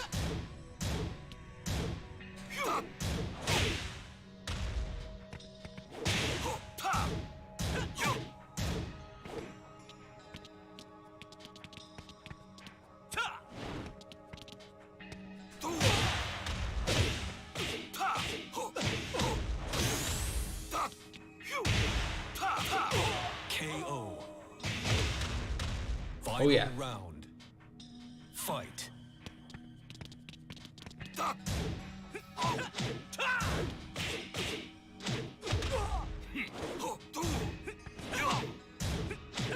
Yeah, just do the string, dude. Do the string forever. String is life. String is love.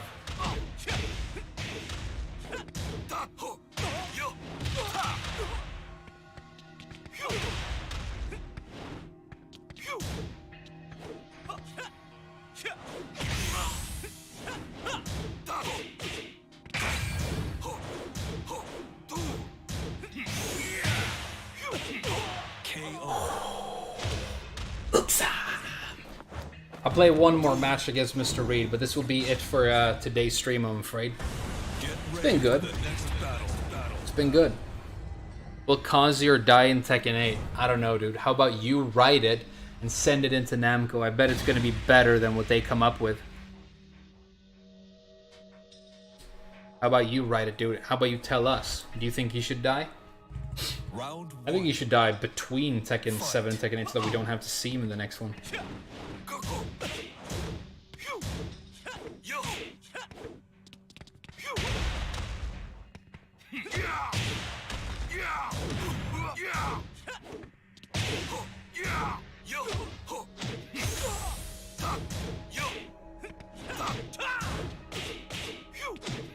KO. Round 2. Fight.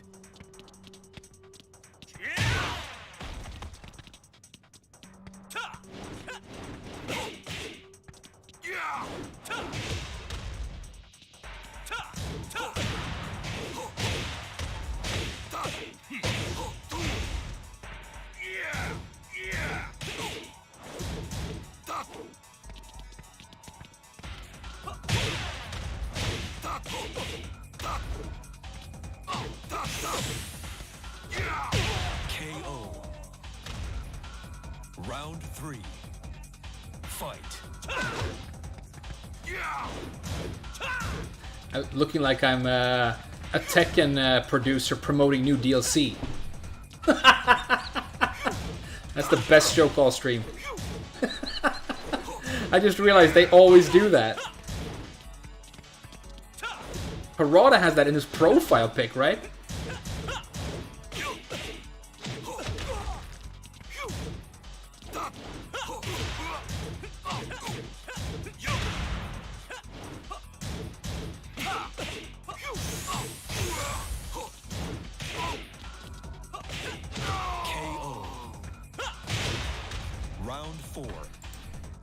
Fight. Fuck him, Llama's broken. Buy him, because I like Muay Thai.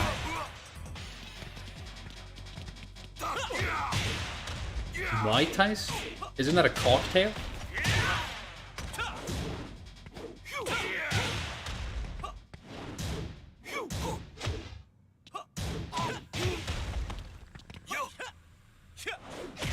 He's throwy too, with Huarong.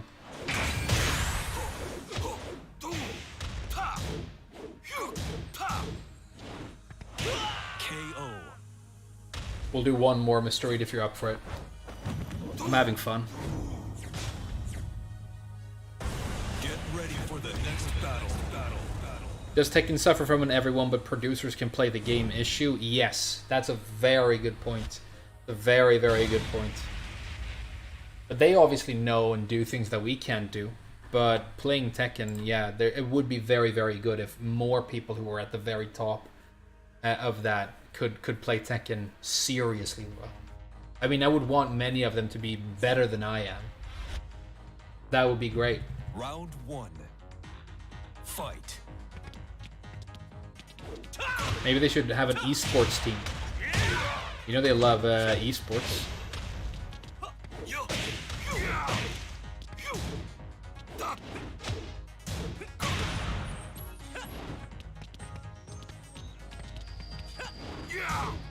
I get the argument that it's not their job to play the game, it's their job to make it, but some of the people who make it should be very good at playing it. I think that would, like, improve so many things. Nice. Hey, who's being generous? KO. Oh, damn, Ultra Instinct Josie. Thank you so much. That's a huge donation.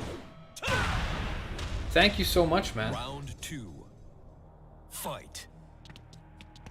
Wow. Hey, what's up, Josie players? Big shout out.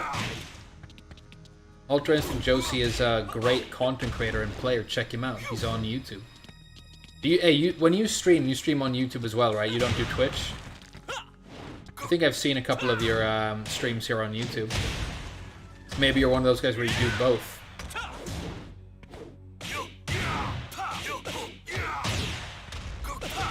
Hey, thanks so much, man. You guys are way too kind to me. I don't deserve my fans. KO. Maybe I do. Round Hey, 3. thank you, man. Fight. Like I said, check him out, especially if you like Josie. It's cool that, okay, so if you think about those original characters that showed up new in T7, like, there's not a Katarina community, really, right? There's not a Claudia community. There's, like, Shadow and some anime boys somewhere in France, right? But Josie has actually, like, established a fan base. There are people who love her. Round 4. And I think that's cool. I think if they're going to carry forward anyone, it should be Josie. I'm not a huge fan of how hard Switch Stance just trucks aggressively, but, you know. That could be fixed.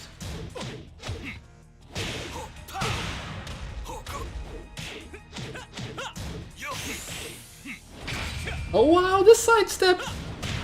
The built-in sidestep in the raid shard. Huarong doesn't even have to move to set up his own launchers.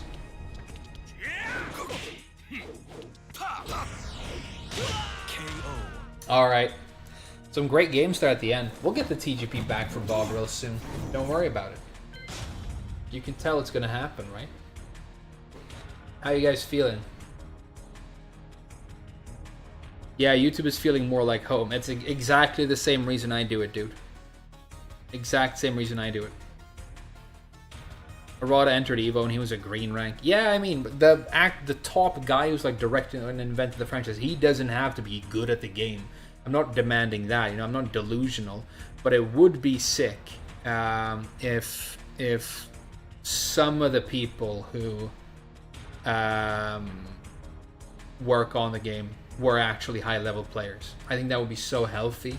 I know Mishima Star is in there, but I've played him and I beat him. I mean, he wasn't bad. But he was like a Japanese emperor rank, kind of. as far as I recall. There's a lot of space between that and somebody who can get max rank. That's night and day, and then another night and day. Maybe more Katarina next time? Maybe. I hope you all have a great week. Thanks again, Ultra Instinct Josie. Thanks again, dude.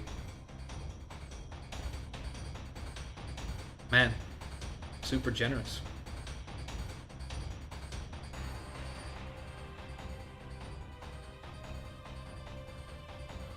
Alright guys, see you next time.